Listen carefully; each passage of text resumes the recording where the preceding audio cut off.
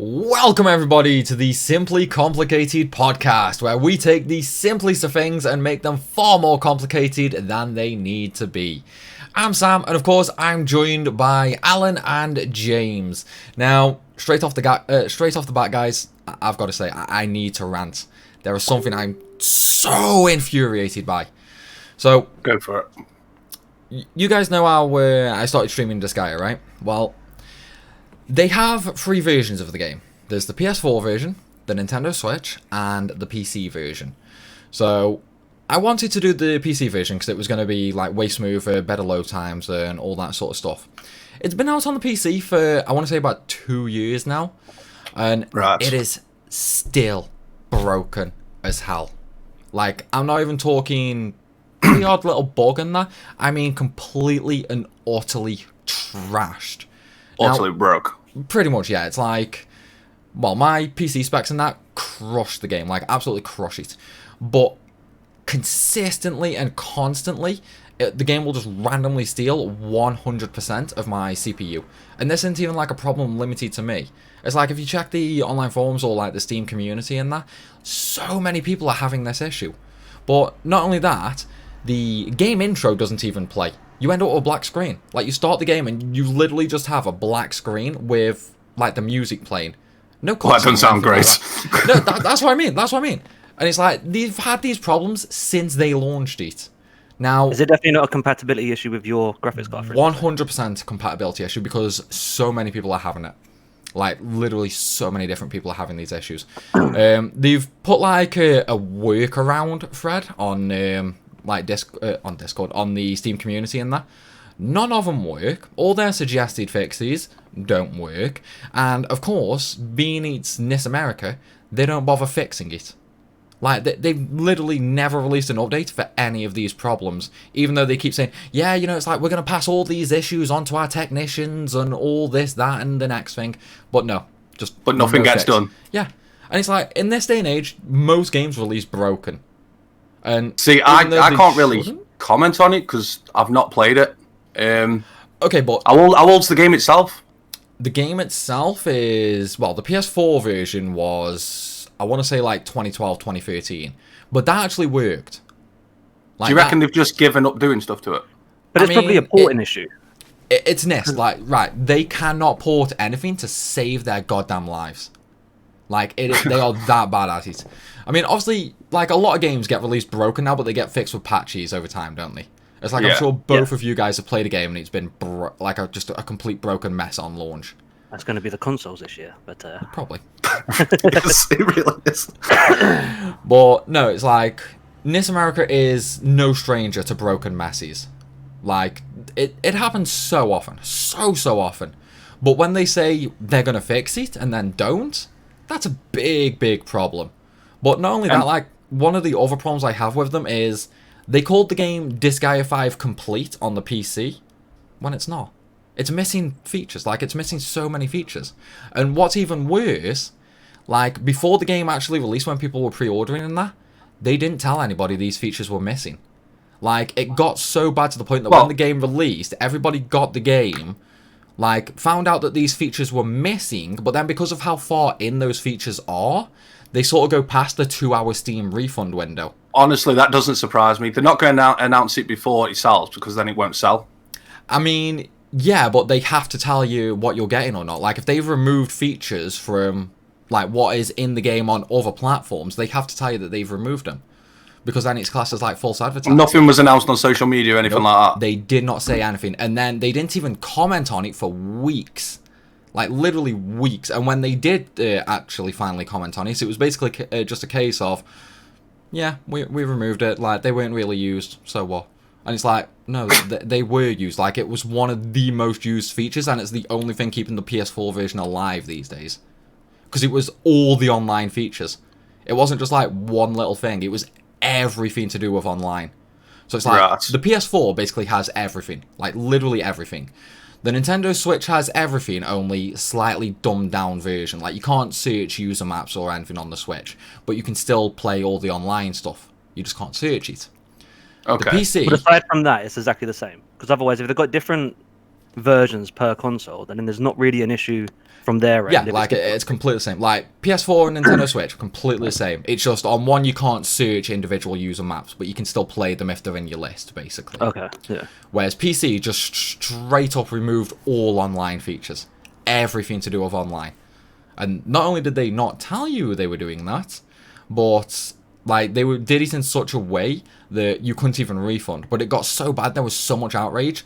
Even Steam stepped in and basically said, "You can refund that. They should have told you." My question would be many why. people refunded. My question would be why. Like it just to be sounds like important. something would be happening behind closed doors. No, for them to like, just randomly do it. With it only being online features that were removed, it's definitely not a porting issue. Like that is definitely them making the conscious choice to say we're not adding online services. Because I mean, they could have used Steam servers. Because Steam do offer their service for their games. Coding's going to work. Maybe just they're too lazy to actually change the coding to work on Steam. I mean, it shouldn't be that hard, though. I mean, they did it for Switch. So, I mean, it's just one of them things. But it's like, NIS isn't even a stranger to these things. They brought a game out many, many years ago on the PS3 called Mugen Soul Z. I'm not expecting either of you two to know this. But even though NIS games back then, like, they were constantly crashing. But you sort of just got past it because the games were quite fun. But this game revolved around and actually had story elements in a place called the Mugen Field. This is where you had to go for the story, well, some story parts. You had to do this for true ending, which is like a really big thing for JRPGs. Like, there's always going to be a secret true ending, which you have to do all these random tasks to get in there. And it's also where you do all the end game stuff. Now, when the game came out on PS3, it was broken, in the point that if you encountered any form of boss monster in that area, the game would instantly crash. And this wasn't like one or two people, this was everybody who bought the game. Literally everybody. Now, for a long, long time, like it took NIS about 3 months to patch that issue. 3 months when the game doesn't even work. How was that not caught in testing? Like, it's the main feature of the game. Yeah. There's a lot of issues with that. Like, that's what I mean. It's like, released. No, that's what I mean. Like, and I think the Japanese version was originally working. Like, I don't think the Japanese release had these issues. I could be wrong on that, though. But the European and American version were just completely and utterly broken as hell. But, as I say, it took a long time, but they did eventually fix it on the PS3. They port it to PC. What happens? Exact same issue. Exact same issue. Yep, and complete radio silence. It's like they port a game to PC, and then they just disappear. Like, they take your money and fuck off, basically. Then why'd you keep giving them your money? I mean, I don't. Like, typically I get all reviews. Stop giving them your money. I mean, I don't actually buy them, though. That's the thing. Like, I get review codes for them. And that's why I shit on this for it. Well, then, are you, like, eligible to rant then? Yes. It's like, whenever I make reviews for the games, I still give them shit. It's like it's got to the point now where NIS don't actually freely send me review codes. I have to actually go through them and actually email them and say, hey, can I have a review code so I can do this, this, and this with it? Otherwise, they just won't give it me. And that's because of how many times they've sent me codes. The games have been broken masses, and I've straight up shit on them in the review. Even for some of my favourite series. I'd laugh if they gave you no more codes after this. Probably won't if he carries on. I mean, I don't care. I don't care. It's like, if they don't want to give me a code because I'm honest in reviews, then they can just do one. Honest reviews do go a long way, though, to be fair. That's what I mean. It's like, if they release a game that's broken, I'm going to tell people it's broken. Yeah, of course. I'm not going to say... That's the whole point in the review. They know that. Yeah. If they know that their game's not the way it should be, they shouldn't be getting people to review it. That's at the end of the day. Pretty much. It's your own fault, if you will, so... Yeah. But yeah, they must feel somewhat comfortable about the game if they're okay with people reviewing it. I don't think they really care too much, to be honest. It's like, NIS is definitely a very much, we have your money, bye-bye company. Right. Like, their after services, it's pretty bad. Like, they have a pretty bad track record. The only problem, though, is they're pretty much the only company porting... like Japanese releases now. It's like you do have Koei, which is still like porting the odd one or two, but it is pretty much NIS who's just doing the entire JRPG market at the moment. So it's like they don't need to care. It's like no one else is going to do the game, so they know they're going to sell. So are they the actual developers, or are they? I'm confused. So they don't develop them all, but they do have a Japanese studio that does develop a lot. So they're just in charge of the port. So NIS America are essentially the American branch, which I think they sort of work with the Japanese branch to do the ports. I know they do a lot of the translations, which are horribly wrong a lot of the time, I might add. But yeah, like I don't know what to say anymore. Like that, I'm done with this. I say that, but I'm gonna buy Trails of Cold Steel 4 next month. Just because I'm dying for that. I think you and Nis need counselling. Oh yeah, couples counselling. We definitely do. The thing is, I used to love Nis. Like they were so good at one point, but then it's like, I'm not gonna say it's like EA where they just got greedy, but it's like you could really tell in the games and that where they basically went from we really care about our games to not giving a shit. We have at your all. money now, buzz off. Yeah. It's like, it wasn't like a slow, gradual decrease. It was like, boom, straight down. It's like, absolute it's scam. mad. A lot of them getting like that now.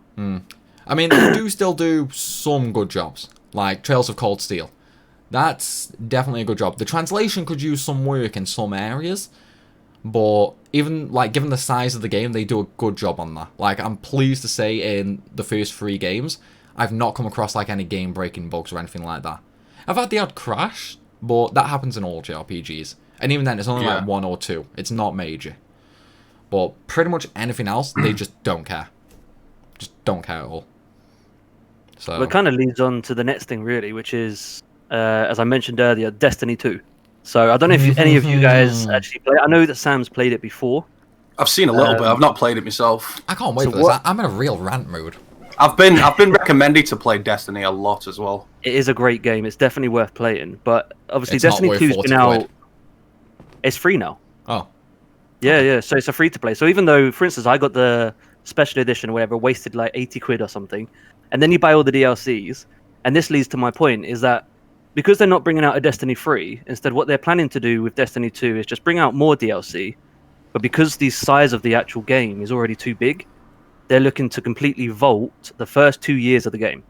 So even though we paid for it, okay, it's a free to play now, so the people that are playing it recently, they're not losing out on anything. I'm guessing they're not refunding anybody who bought the base, are they? Or the DLC? Actually, that was my first thought. No, they're not. So basically, all of that money that you spent on it is all just going to disappear, just so that they can make room for the next few expansions. Right. What exactly are they removing?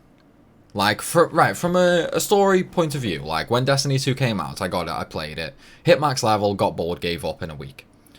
So, I assume they're completely removing the entire start. DLCs. Yeah, that was completely before the DLCs. It was the first week. As far as I'm aware, the base game should stay, but they're Right. getting rid of, I think, 3 planets, which is obviously a shed ton of actual gameplay. Okay. They're getting rid of the Leviathan raids, I which didn't are the know. biggest ones in the game. Yeah. What else was it? Basically, pretty much everything that was popular. So the first 2 years worth of stuff. The So last few if they're- DLCs weren't amazing, If they're and that's keeping what's staying. if they're keeping the base game, is it that they're just removing the DLC stuff? I don't know if they're keeping the base game. I'm assuming so, because it would be a bit odd not to have the base game. For anyone that gets even like the free to play, you need to know what the game's about before you play the DLC. So I imagine they're not getting rid of that. okay, so I mean, if they're removing, say, the DLC, what's the jump going to be from the base game to any new DLC they make? Because it's like I have no idea. I assume the DLC. Like, I've never played Destiny DLC, never. Like, I played both base games and got bored shitless off them within a week, so I just dropped them. The DLC for Destiny, is there a story element, or is it just go grind this and then do the raid? So there's a story element to every single DLC. Like the previous one that's just come is to do with the aliens coming down. I haven't fully played it, so I don't know the whole story. But throughout the previous DLC, you had the alien ships coming towards the planet. And then in the last one, they actually landed on the planet and so on. So it's a continuous story. So they've only just released a new DLC. Yeah, and now they're cutting it all. Yeah. That's so mad. That's greedy they're not as hell. cutting as far as I'm aware, they're not cutting the last DLC that came out. It's just the DLCs before that one. At the end of the day, it's still content that we paid for. So this is where the whole, before when everyone would have the debates about you don't actually own your games, what you buy. Yeah. You just own the right to play it, which is essentially what they're doing. Yeah, it's like, you don't own the game, they're you going paid for it, through a but- legal loophole. Like, they're allowed to do that, but it's bullshit that they are. Yeah, but But players. they're very clever about it as well, because they're not just deleting it, they're vaulting it, which gives you the sense that they could bring it back, Yeah. but you may have to pay for it again. So More it's than like, likely, hang on. I don't know, Matt. Players aren't stupid. I reckon it'll put a lot of players off of the game. Oh, it will. It will. Like, I mean, to be fair though, Destiny's been dropping in players. Like, Destiny's fan base is nowhere near as big as it used to be. No. When the first one dropped, it blew. No. It blew up. Yeah, the first one was The first one was massive. The second one was massive for the first week, and then everybody started shitting on it. And then after that, I just never heard anything about Destiny again. To be honest, that was one of those. I played like 5 minutes of the first one, then I shat on it. See, I mean, I didn't want played. to It's still a very popular game. I did the entire story for both games. No DLC though. I got to max level, did a ton of grinding in both. Like, I pretty much got the best gear you could at those times. Like, assuming, I'm going to do the raids, and then never did them. And that's But- another thing as well. So, for instance, with the raids, so because obviously the raids are going, they're keeping. If you've earned the weapon or got the weapon in the raids and stuff, you should be able to keep the weapons. But that now means that anyone else that's paid for that, but they've never got around to actually doing the raid, because like me, I've got games that I brought 2 years ago and I still haven't opened. Sometimes I'll buy a game and I'll play it when I get around to it. Like for people like that, they haven't got around to doing the actual raids yet, so now they've paid for that, but they'll never get the opportunity to play it. Yeah. Like, Yeah. You never told me I'd have a time limit to play this. I just figured I'll stick it on the shelf and play it when I'm ready. You shouldn't have a time limit to play it, really. This is... You paid for it.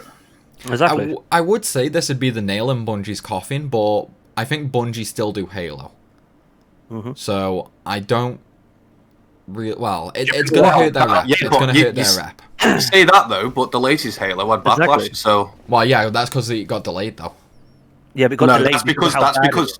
Yeah, it got pushed back because of the launch, the trailer, and the gameplay that they showed. Yeah, Okay, no. I was under the impression it was... The backlash was because it was delayed. That was what I was under the impression for. Okay, so Halo's a mess then. Destiny's getting screwed. Is this the end of Bungie? I don't think it is. People still love Yeah, Halo I mean, lovers. the they'll games wait are still for going to Halo. sell. The games are still going to sell for sure. Yeah, and they'll easily be able to bring people back. And if they're You'll still have Ooh, people... I think you'll still have people buying them, but it just won't sell as much as they used to. So, Scotty's just commented on stream and he's got a good point. Bungie don't do Halo anymore. Oh, Free so they for have free snap. do them. Who? Free for free. Oh, okay. So, what do That Bungie probably explains why do this one's. then? Is that why the newer Halo looks trash? Yeah, I guess so. Possibly. But I mean, if that's the case, what do Bungie actually do other than Destiny then? Because I've only ever known them for Destiny and Halo. I mean, obviously they do other games, but big games, it was only those two that I knew of. See, I mean, I've not even heard of any small games from them. Although, thing is, like, with all the microtransactions in Destiny and that would probably keep them afloat without having to worry about another game. Yeah, and Probably obviously what's happened. the great thing for the Destiny as well is because now it is a free to play. They're gonna still get the player base. The people that never cared, they never paid for the game. They're not Yeah, it's like losing they're going to go in, spend $10, $15 on all these microtransactions, give up 10 minutes later, go back 6 months later and spend the same money again. So it's like But they're going then- to have a pretty consistent source of income from that. Yeah. But I mean, Don't get me wrong. I'm not gonna give into the microtransactions, but now it's free. I'll probably give it a second chance and play it. Yeah, definitely. I mean, you don't have to buy the microtransactions. Don't help you with the game. It's just cosmetics. yeah. It's not. Yeah, big, yeah. So you don't need to get them or anything. But people just love, obviously, looking good in the game. So, but yeah, I think it's interesting to see exactly what they're going to do with these new DLCs because they need to be something special for those of us that paid for the game. Thing is, I mean, there are... I suppose it... Like, deleting content sucks. I'm not going to deny that. It depends on how they go about it and the reason for doing it, though. Because, I mean, Final Fantasy XIV has done something very, very similar in their latest patch, patch 5.3. So, obviously, you had the original Final Fantasy XIV, which was a broken mess. That's known as 1.0. It was so broken, like, even the highest-end computers could barely run it, basically. Because they went way over the top and didn't bother thinking about the little guy. So, in the end, like, they were just like, okay, yeah, this is horrible. They took the server down in, like, a really awesome way, I might add. rebuilt the game from like ground up and got it re-released within like a 2-year period. And I mean, now it's pretty much one of the most successful games ever. But the original story for A Realm Reborn, which was patch 2.0, so this is when they brought the game back out, basically, the rebuilt version. It was kind of slow, kind of boring, lots and lots of fetch quests though, which, typical for an MMO. The problem was, like, with an MMO, everybody wants to get to the current end game. Like, they want to do raids and all that sort of stuff, so they want to get through the game quickly. Yeah. But A Realm Reborn, even though the story for FF14 is good, A Realm Reborn story was slow and honestly pretty bad. But the patches, so patch 2.1, 2.2, 2.3 and all that, I mean, they are free patches, even if you do have to pay a sub to play the game. They were paddy to hell. It's like you would have about 2 hours worth of story, and then about 4 hours worth of fetch quests. And it was so bad to the point that loads of new players were just dropping off the game completely. What they're getting rid of are those fetch quests, isn't it? Yeah. So what they... If anything, it makes the game more enjoyable. Yeah, like what they've done now is they've removed a ton of the fetch quests. They've changed some of the quest requirements around so that, you know, like, obviously with those other quests not being in, you don't have to do them anymore. So they've had to change some of the requirements around. But they've also made some other things more accessible as well. So you're going to be getting through the original expansion quicker and probably not get so burnt out as much, which is obviously a big, big quality of life difference. I mean, I've played through A Realm Reborn 5 times now, because I did it on my main, 3 ults, and then I did it with you, James. Other than that, like, A Realm Reborn is such a major slog, whereas now about 20% of it is removed from the patches. It might sound like a lot, but the base experience just hasn't changed. They've just removed a lot of the tediousness, basically. Yeah, so they've done it in a good way. Yeah. So it makes the game more enjoyable. You're not losing out on anything because all it is go fetch Pretty this, much, come yeah. back, fetch another thing, come back. Pretty much, yeah. I hate So those. it's like, are Bungie doing something similar, or is it just a case of gone? They're doing the right thing. They're getting rid of what everyone moans about, Yeah. as opposed to getting rid of stuff that people paid for. Like, you don't personally. Yeah, it's a big pay for difference that there. as a I mean, mission. We technically paid for Technically, the you content. paid for it. Yeah, because But- I mean, obviously we paid for the base game and then we paid the sub. Yeah. So But we did still Those experience missions, all that. everyone moaned about those missions, didn't they? So it's not like you're losing something that you liked. I mean, I say everybody. It was mainly I the know I moaned people about it. in a rush. It was mainly the people who wanted to get through quick that moaned about it. Yeah. Like, it is tedious. Don't get me wrong. It was tedious. And I am a fan of the change to it, like removing all the fluff, if you will. Like, I'm definitely a fan of that, because it means a stronger player base going forward in the future. Personally, So wouldn't it make sense for them, at the start of the game, for instance, to have the option, do you want to play the added extra missions or not? Rather than just saying you have no choice. No, I don't think so, because 'Cause then... if it's your first time playing, you might want to play those, but if it's your, you don't want to do that. I don't know, because then you've got the problems of quest requirements. It becomes really... Square Enix are finicky. big boys, they can figure that out. Dude, the game is held together by fucking spaghetti at the moment. They will not be able to figure anything out like that. It's like, one of the problems is, when they rebuilt the game, they didn't do it from scratch. They took 1.0 as like a base and then expanded upon that. So it's like all the issues that were present in 1.0 are now in like 2.0, 3.0, 4.0 and 5.0, and they're still sort of working off that base layer. Think of it as like a cake. You've got the horrible burnt black crap at the bottom of the pan, which was 1.0. I think you're baking cake wrong. But okay, so you've got the mess at the bottom, and then you've got like, you know, a nice, decent little bit of sponge on top of that, which was 2.0. Then you've got the really, really nice, like, buttermilk cream layer for Heavensward. Then you've got a really, really nice sponge again for Stormblood. And then you've just got, like, the fucking crown of cake making on top for Shadowbringers. Can I just say, based on the cake, I've not played this game, but based on the cake, I wouldn't be into this game. Hate sponge. No, but that's No, what but I I'll mean. tell you It's one like... thing, though. Go on. Well, basically, with it still being on top of that bottom layer, in order to fix the issues, they kind of can't just lift it up and put on a new cake. They would have to bake a new cake, if you get what I mean. It's like if they want to fix all the issues that are present because of 1.0, they have to create a new game, which I don't think they're going to do because of the time and effort.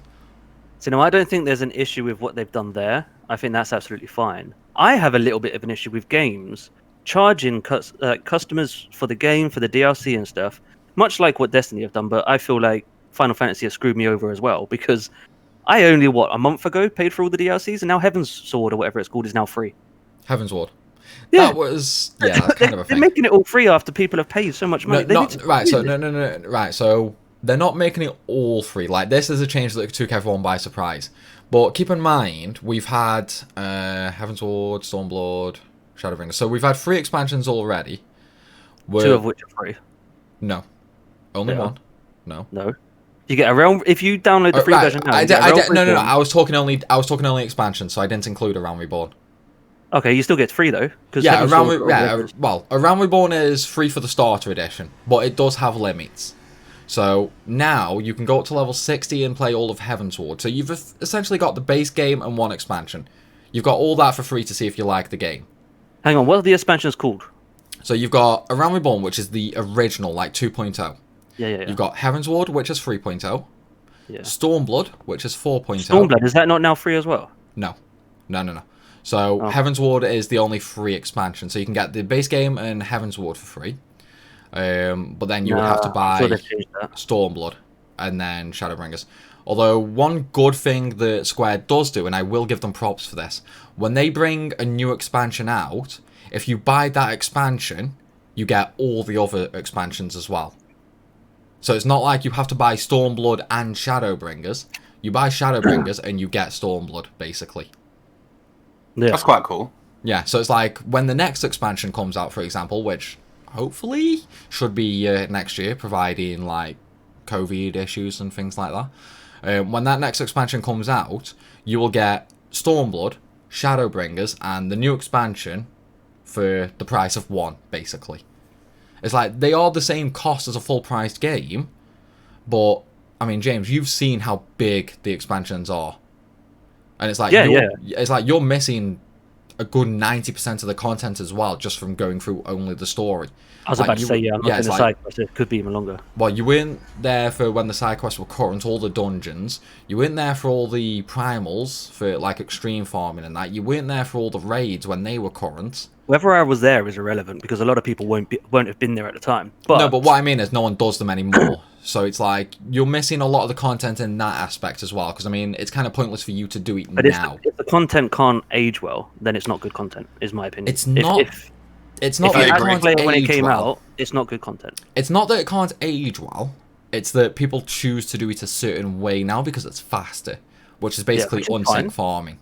But then that content doesn't count for me. That shouldn't be in there because not everyone buys it on day one. Some people buy it a year later. If they can't do it because no one's doing it, that's not good content. So they do that for all the dungeons. Like all the dungeons, they do bring back in some way, like as a relic weapon or something like that. Pretty much all the story dungeons, for example, you have to do at some point for some sort of quest. You've got the roulettes for all the dungeons and normal mode primals and that. You've got the extreme primals, but the problem is everybody does them on sync because it's so much faster to farm them at like level 80 as opposed to like level 60 or level 70. So finding a synced group, you do have benefits for doing it at the correct level. For example, the drop chance is heavily increased, which not many people actually know about. But say we did some Stormblood primals, which are level 70. If we did them at level 70, we would have a higher drop chance for everything. If we do them at level 80, they're faster, but the drop chance is lower. So there is sort of that trade-off, but you've got the problem of people not knowing how to do the fight at the correct level.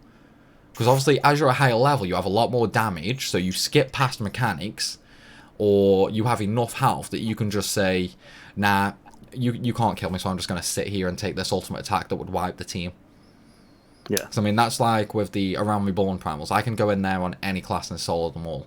Whereas back then, it's like if you went in there with a party of 8, if one person didn't know what they were doing, you were screwed. You had no chance. So it's like, there is that sort of... You can go back and do it, but it's getting the group to go back and do it. Like, there are discords for it. I agree. So but... I wouldn't say the content's aged badly. It's just the player base is too impatient, if that makes sense. Yeah, and obviously it's still the same issue.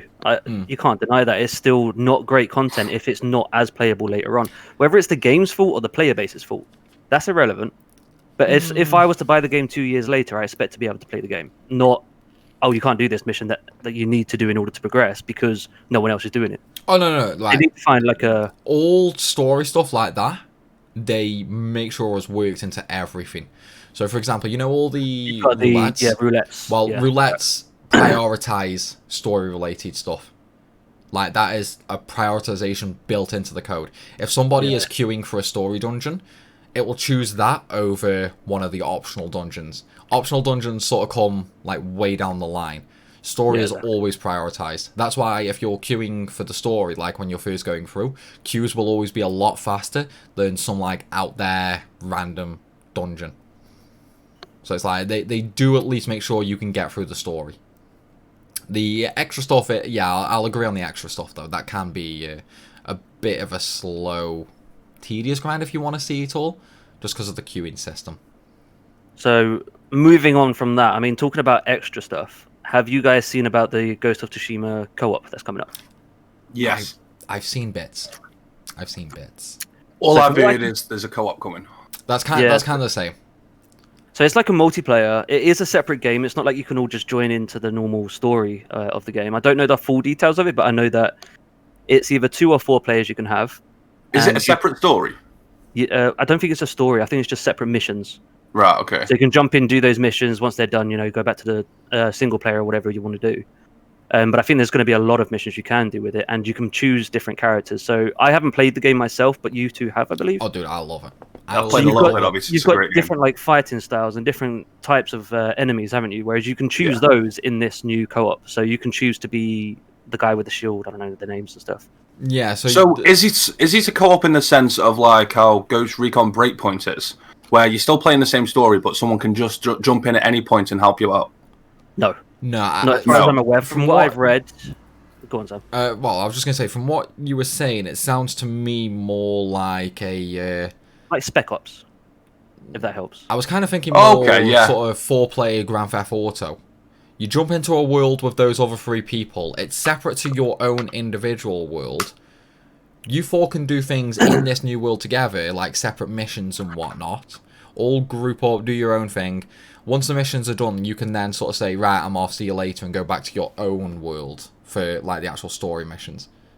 Yes and no. So it is like that, but it's not like you can play the game. It is as 4 people. You can't like do the start of the game and get to the end of the game sort of thing. They're separate missions from the game. Right. So like Spec Ops. Yeah. You go in there, but they're obviously a lot bigger than Spec Ops. They're probably like 2-hour-long missions sort of thing. Okay, that's but there's no you can have a lot of fun. Is there any story or context there though? I assume so. I haven't been able to read everything on it. I was hoping that you guys have seen something about it. I've seen a small like clip trailer on Facebook, but I didn't watch it. It's like I basically saw where it said like Tsushima multiplayer was coming, yada yada, and I was like, ooh, okay. That's all I've seen. Just the announcement. And I was gonna look it up later, but I only saw the trailer today. Like, so one of the good things that I have seen about it though is there are 0 microtransactions. Yes. They've said that themselves, that there will be no microtransactions, even though it's free to anyone that owns the game. They didn't advertise it before they even released the game, so they could have used that as a bonus, but they didn't need to. Yeah. The game was obviously, everyone was already big into it and so on. I mean, I think that's one of the good things. Like, when you look at Tsushima, they didn't really push it a lot. Like, obviously you have the normal advertising and things like that, but they didn't push many of the features. Like, they didn't really say, yeah, there's going to be no microtransactions, which obviously would be a big bonus. It's like, they sort of just... I don't think they needed to. I think they dropped the trailer and a bit of gameplay, and it was good enough to sell itself. Yeah, it's like... It's a samurai game. Everyone wants a samurai game. Oh, yeah. And visually, it's beautiful anyway. Right. Originally, before it came out, I was looking at it thinking... I really hope this is not like Sekiro. Do you know they actually downgraded the graphics as well, though? I mean, everybody keeps going on about downgraded graphics. You can barely notice it, but I've read that they did, yeah. There's one thing I've got to comment on this, like, downgraded graphics argument, because you hear about it every year when E3 rolls around and shit like that. Yeah, but the systems that the games are played on at E3, not only is it beta game, but it's also some top high-end level yeah. Yeah. It's like, people have to think, like, when they make these trailers, there's always a disclaimer somewhere in the trailer, whether it's at the bottom of the screen, at the end of the trailer. It will always say, not in gameplay footage. It'll always say that. Just like, what is it? Something that we're going to talk about later, but the PS5 trailer that recently come out, at the very start of it says dramatized. Yeah. At the very beginning. That's what I mean. They've dramatized it. Like, people always go on about downgraded graphics, and it's like, look, you want them graphics, go get a 500 grand PC, a big bloody 600-inch TV, and knock yourself out. You can have those graphics.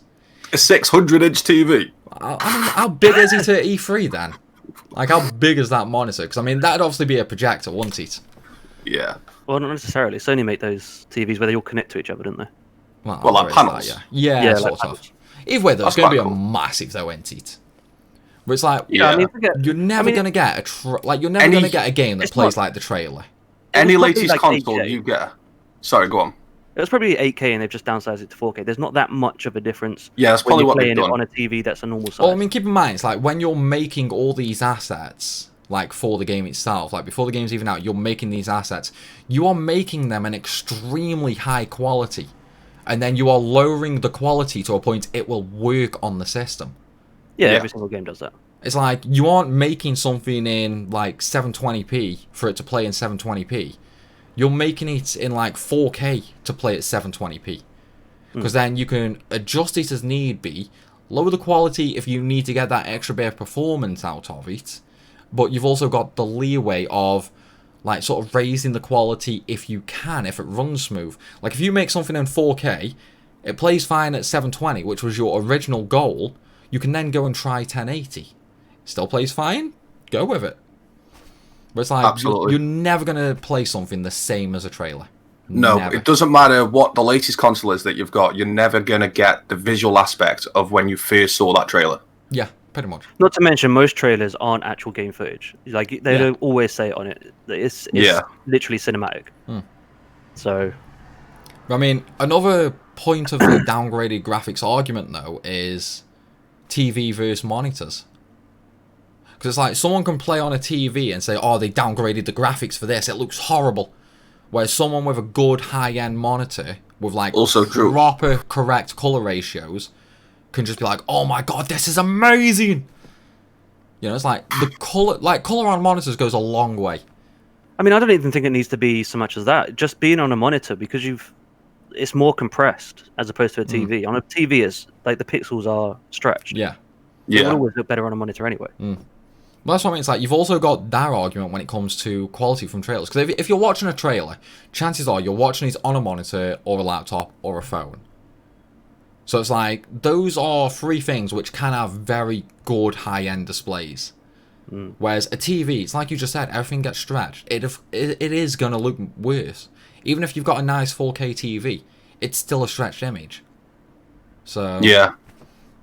It's like, it's never going to be flawless like trailers are. So, I mean... But, I mean, to get back to what we're on about, though, I am very much looking forward to this cooperative Ghost of Tsushima. I mean, I intend on playing that game regardless, but that has pretty much sold me for it as well. And considering it's free as well. You've not played Have you not played it yet? No, not yet. Oh, man, you're missing out. I've not brought any games recently. I've not got round to actually turning on my PlayStation or anything.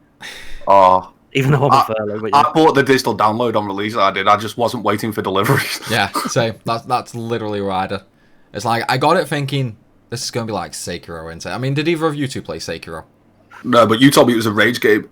I hated it, dude. It was basically Demon Souls. It's like a... In fact, it is Demon Souls, because there is monsters and demons in it, basically. It's like a samurai Demon Souls.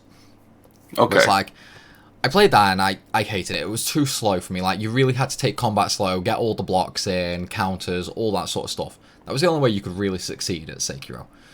So I got this and I was like, I really hope this isn't the same. Is this going to be a waste of money? Within the first 15, 20 minutes, hooked. Just like that.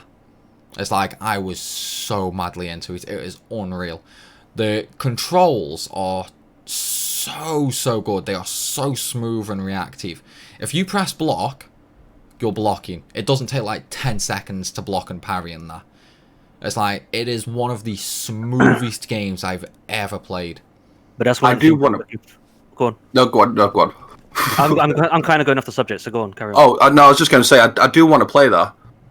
But I went off the idea of playing it when she told me it was a rage game. Sekiro. That's pretty much, yeah. Yeah, it's definitely one of those games you need to be calm for sure. Yeah, I can't see that happening with me, though. Like, lamps will be thrown. But no, so it's like you're saying about the responsiveness. Have you seen about the new PS5 controller? I've seen what about? bits.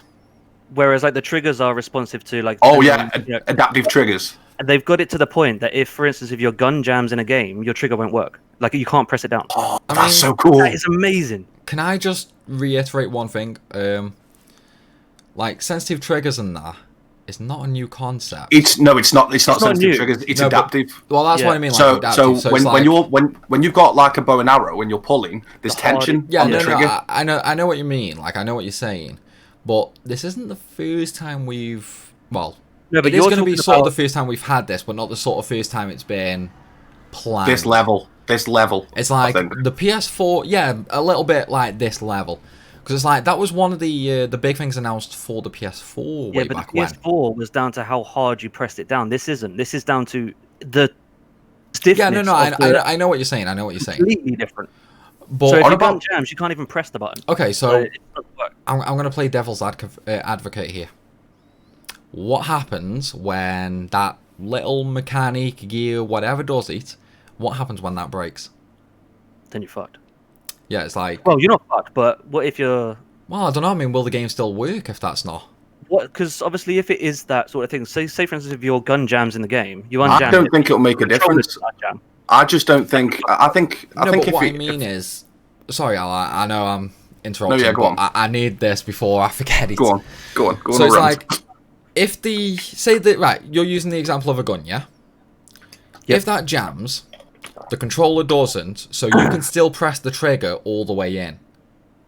Right. What's that going to do for the game? Is the gun going to stay jammed because the trigger itself can't be released to unjam it?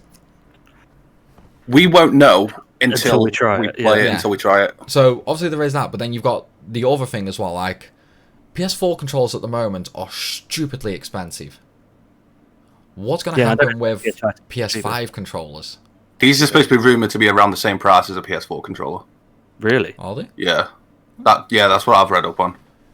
See, I mean, even then, I around still the think 50 it's quid too mark. Expensive. It is too expensive for a controller, but in the gaming world of what it is now, it's to be expected as well. Remember, games are going to be £60 plus. I'm dreading the size of the games that are coming. I mean, keep in mind though, 60 plus is the same price as new games are on the PS Store right now. Yeah, PS Store, but physical copies will be 60 plus, so therefore PS Store will probably be 70 plus. I don't know, I reckon they'd be 50. Oh my god, and then you've got like the definitive editions, the special editions, the collectors. Jesus. So it's going to be very expensive. Yeah, but I mean, they're only going to be that expensive on the console launch. True. It's the same. It's the same any generation. Once the console comes out, games are more expensive for 3-4 months, and then the prices will slowly lower down to the 40 range, like they are. So how much has the controller gone down? It's actually gone up.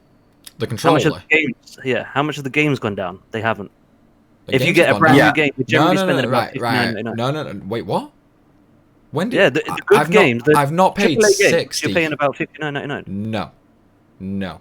And about for a download or physical copy? Yeah, for a download. If it's a physical, oh, it's I mean, the that's PlayStation download. shop, you're definitely That's talking download. about, yeah. Like download is 60. If it's physical, you're still paying 50.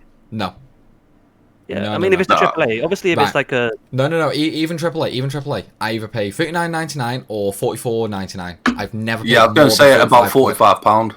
Never paid more than that. Still, it's about £5 drop after how many years has it been out? Yeah, but what I mean And the though is PS4 controller has gone up. typically though, I will only pay 40 though.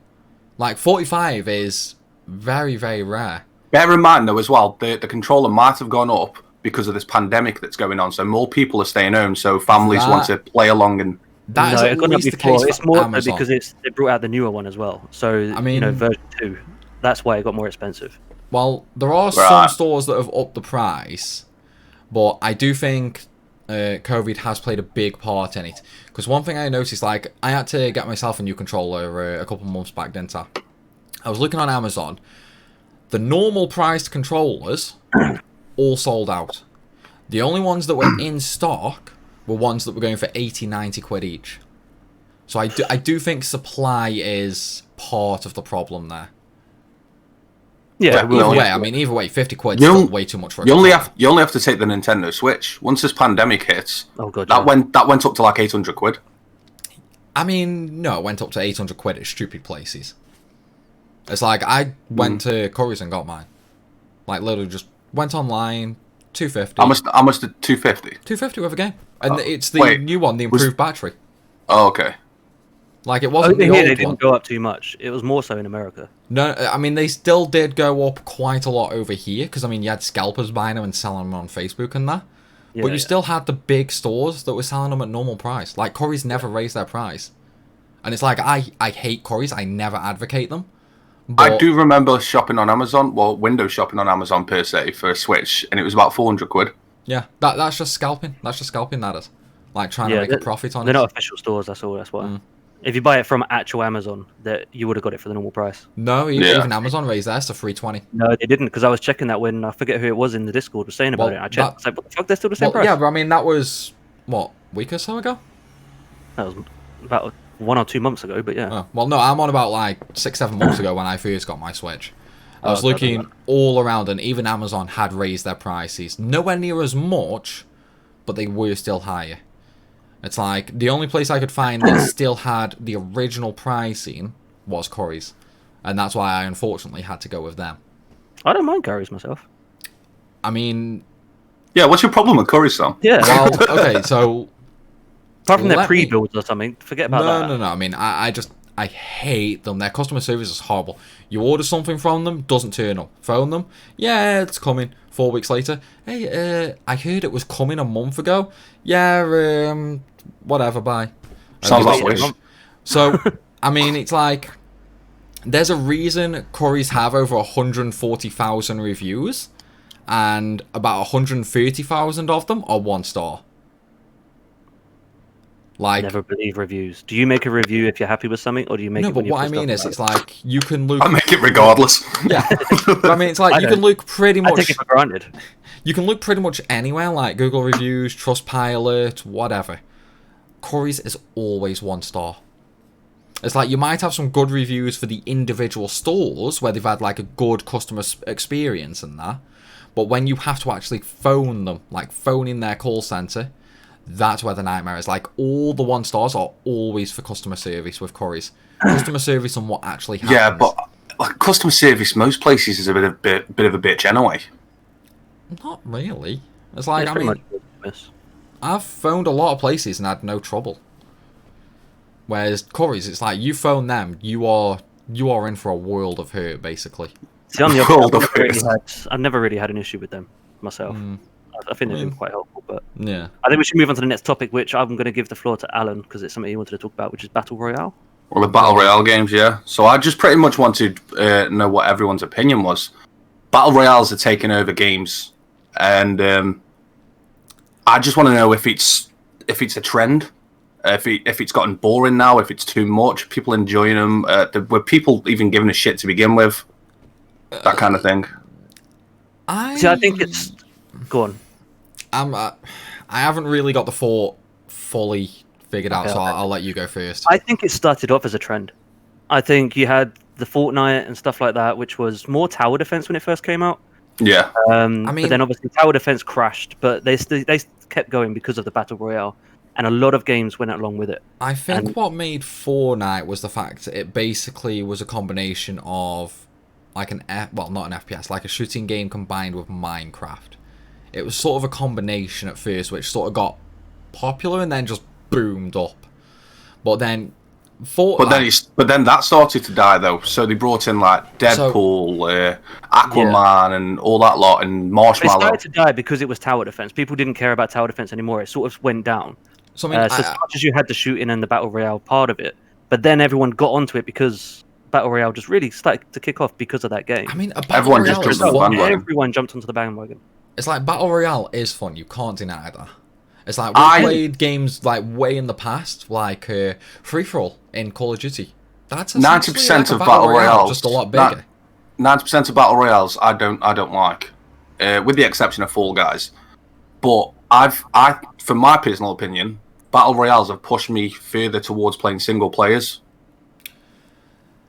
I think it's a case of just because I'm sick of seeing battle royale games. I don't like it because I suck at them. In terms of Fortnite, I can't get my head around building something while I'm trying to shoot. Yeah, I can't work Fortnite out myself. Although Call of Duty, I just can't play anymore. I just fucking suck at it. Like I lost love for Call of Duty a long time ago. Weapons. I die before I find a weapon I can actually use. I've only played it like twice. I played Apex, and that was alright to begin with, but then that just became. Apex, I didn't mind. Right, I've got to ask, what do you guys actually think started the battle royale? Like, I already know the game that pretty much got it on the map, so I'm kind of curious what you two think it is. Fortnite. No. Was it not Fortnite? No. Nope. I'm sure it was Fortnite. Nope, it wasn't Fortnite. That was not the popular battle royale game at the time. PUBG. PUBG. Yeah, PUBG. Not quite. There was something before that.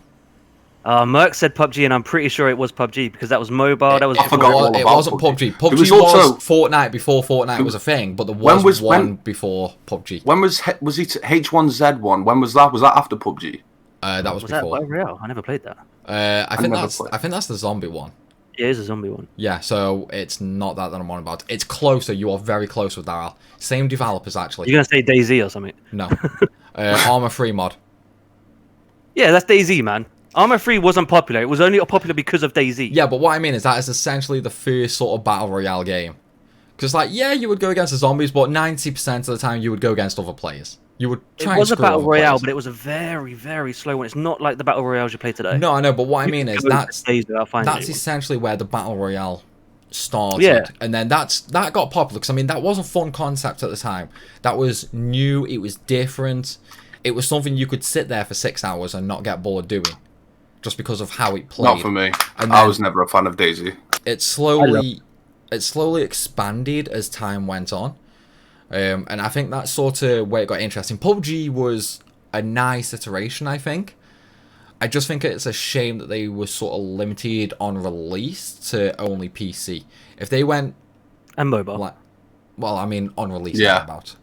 It wasn't mobile at first. It was only PC for a long time. That's another thing, though, as well. A lot of them followed mobile, didn't they? Call of Duty followed mobile. Yeah. I mean, mobile's where the money is. Fortnite followed mobile, I think, as well. Pretty much everything's on mobile now, isn't it? Fortnite's on everything now, though. Whatever can grow your player base. Oh. Although, on about Fortnite, though, were you about to say the same thing? Let me guess. This Apple. situation they're in. Apple. With Google and Apple. Yeah. It's Fortnite and someone else, isn't it? No. It's just Fortnite. No, you got Fortnite and either Google or Apple, and then the other one with another game. No, there's only Fortnite, unless you're thinking of the name of the company who made Fortnite, which is Epic Games. Yeah, I was about to say. Yeah, sorry. Yeah, you are right, yeah. Did you say you haven't heard of this, James? No.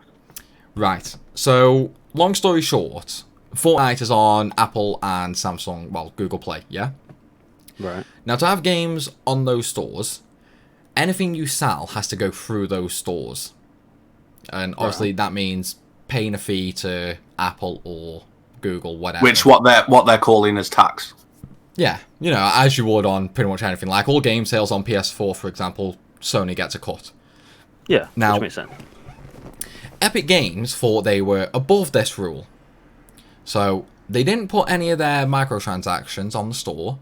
They put through the game itself, and any sales went direct through them.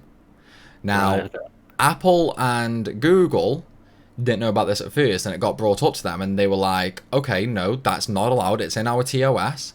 So Epic Games basically said, so we hear you, but we're sort of not going to listen to you. It's like, we're just going to carry on doing our own thing.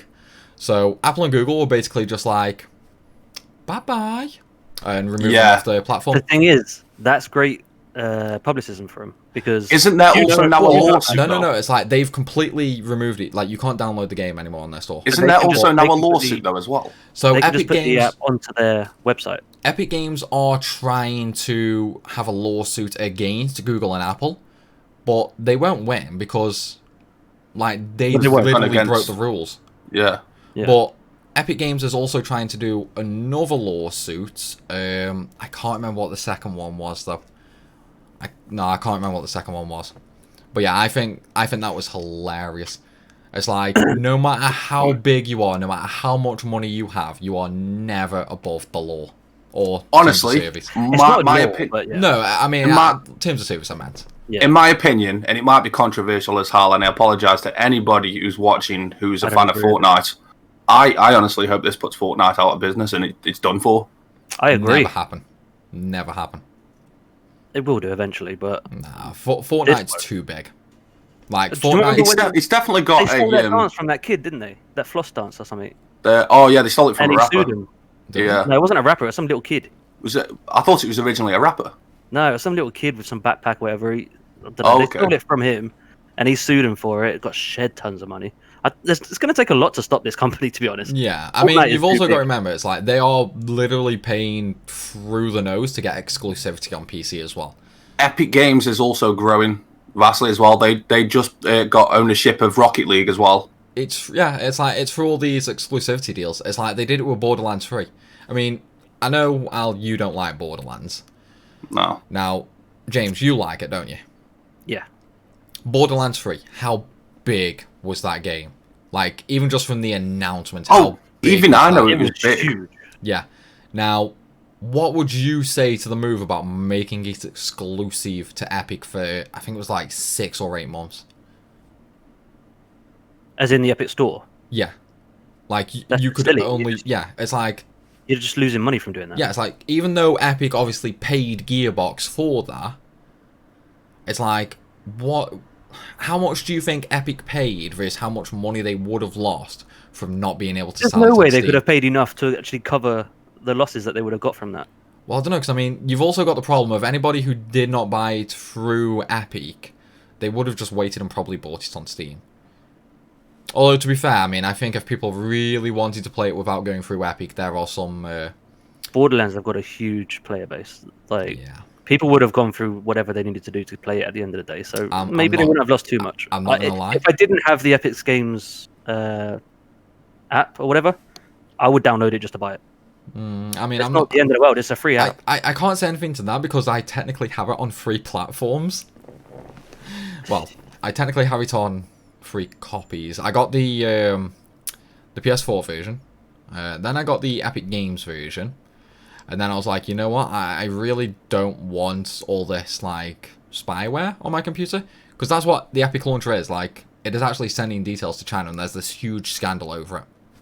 So I was like, okay, I'm gonna remove this. And I went and bought it on Steam, so I could play it safely on my PC. Conspiracy theorist. Oh, no. Like, this was proven. Like, there was a huge scandal on this. It doesn't matter. There's scandals on everything, man. The only difference is this one got found out. Yeah, there's probably a scandal on Steam as well. You just don't know about it. Yeah, I mean, probably. But if I know about it, I'm going to change it. It's like, the less the Chinese know about me, the better. The world's not after you, Sam. It's okay. So I wanted to talk about something that I don't think either of you actually know about. But Burger King are being proper cheap to streamers. So there's a big thing about it at the moment. They're going around streams, and what they're doing, instead of paying you a sponsorship, because obviously that can cost like a couple of thousands or something. I mean, I think it depends on the size. Well, it does depend on the size, but also... Of course, but obviously they'll pay everyone differently. But we're talking, sponsorships aren't cheap at the end of the day. They're going around to streamers, just random streamers, big streamers, everything. So if you've got 40,000 people watching your stream, Burger King are coming in and they're donating you, say, $5 and giving you an ad. Because you know everyone has those things where it reads out what people say on the donation. So it will say Burger King today. Oh my god, wait. It's So that they advertising go. themselves for £5 or £1 or whatever, like whatever they feel like Oh donating. my They god. can't afford to do that. Yeah, there's a huge thing on it at the moment. I mean, I think they are technically allowed to do that, but Technically, they are. that is smart, but also shady as hell. I'd have to read into that. I don't think that seems like something that should be allowed for It shouldn't. someone in like theory. Burger King. I'm the gonna be issue honest. is, Like, I There's don't. nothing wrong with doing it. All you're doing is screwing over those streamers. So Would it what really they're doing is be? wrong. Would it really be the actual Burger King though, or is it like an actual fake troll doing it just for shits and giggles? No, apparently it's the actual Burger King, and they've refused not- to comment on it. You're not just screwing over the streamers though as well. Think of all the other places that are going through the proper channels of advertising rather than just jumping on a live stream and donating a $5. But they could all now jump onto the bandwagon and just let's just do that. That Oh could. mate, if that happens on my £1,000 stream, this and that. if that happens on my stream, I'm timing out Burger King. But Just banning Burger King. like what you just said, James. Like other companies could go and do the same. That's gonna have a massive, massive impact on YouTube and Twitch. Yeah, well, not so much YouTube, apart from live streaming. Yeah, But Twitch. That could definitely. be a big impact. But at the same time, because of the shit they're getting for it, for what they're doing, I don't think other companies will jump onto that. I mean, to be fair, a lot of companies have had shit, and other companies have still followed through with them. It's like just look at. I mean, look at EA for example. Look at the shit they get for microtransactions. Back onto EA from the last podcast. I hate them. But no, it's like, look at the shit they get for microtransactions. Every game they bring out, full of microtransactions, everybody rages at it. But that's not because of microtransactions themselves. That's because of the pay to win. People don't like pay to win. No one cares about microtransactions. Oh, no. Even in games where it is genuinely just cosmetic and that. Like, they get ripped to hell just because of the sheer amount of them. But it's like, I've never seen them get... Because that's a choice. You don't have to look like a pumpkin. That's through choice. So, to get the best gun in the game, give us £50. That's a whole different story. Yeah, no, I get what you're saying. And on the that's a choice part, I agree with you. Keep in mind, there's a lot of people in this world who aren't that smart. They will see microtransactions as evil regardless. They think, oh, they're putting these in, everybody has to go buy them. It's like, you've got to remember, it's like, it's not the silent majority, it's the vocal minority that are doing all this raging and that. But see, personally, I think their new slogan should be EA Games. It's in your wallet. It should be, to be fair. But when you look at Twitch with the amount of advertisements they get, like for the streamers and that, it's like, because I mean, even when you go to apply for a sponsorship, because I've applied for a couple myself, like as time's been going on, they don't really care about YouTube anymore. YouTube is... It depends. If you're a big YouTuber... I mean, yeah, if you're a big YouTuber, you can still get sponsored. But what I mean people like is... Mr. Beast that survive on that. Well, yeah. Right. But what I mean is, like, all these companies and that, they would rather you have a larger streaming audience than a larger YouTube audience. So what do you think that means for YouTube, then? YouTube, not so much. Not so much. Like, it would only mean something for live streaming on YouTube. Yeah, but it means what do you think that means for YouTube's future? Yeah. Like, are people going to go away from YouTube if they can't get the sponsors? I don't think it is. No, I mean, video and live stream sponsors are two technically different things. And plus, I mean, YouTube, but, like, if YouTube you do ads. full-time Twitch, you can earn this much money. Do YouTube, you're not going to get any sponsors, so all you get is your revenue, so don't worry about it. People are going to go, well, fuck that then, I'm going to go to streaming. Yeah, I mean, streaming... I mean, we're sort of getting into...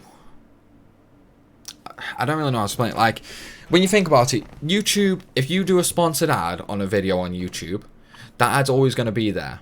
If you do a sponsored stream on Twitch, that banner is only there while you stream and for like 60 days after because it's saved to Twitch for a little bit. But this is where I disagree with you, because that, surely for the sponsor, is better, because that video will always show their sponsor, as opposed to Twitch, whereas it's done and gone.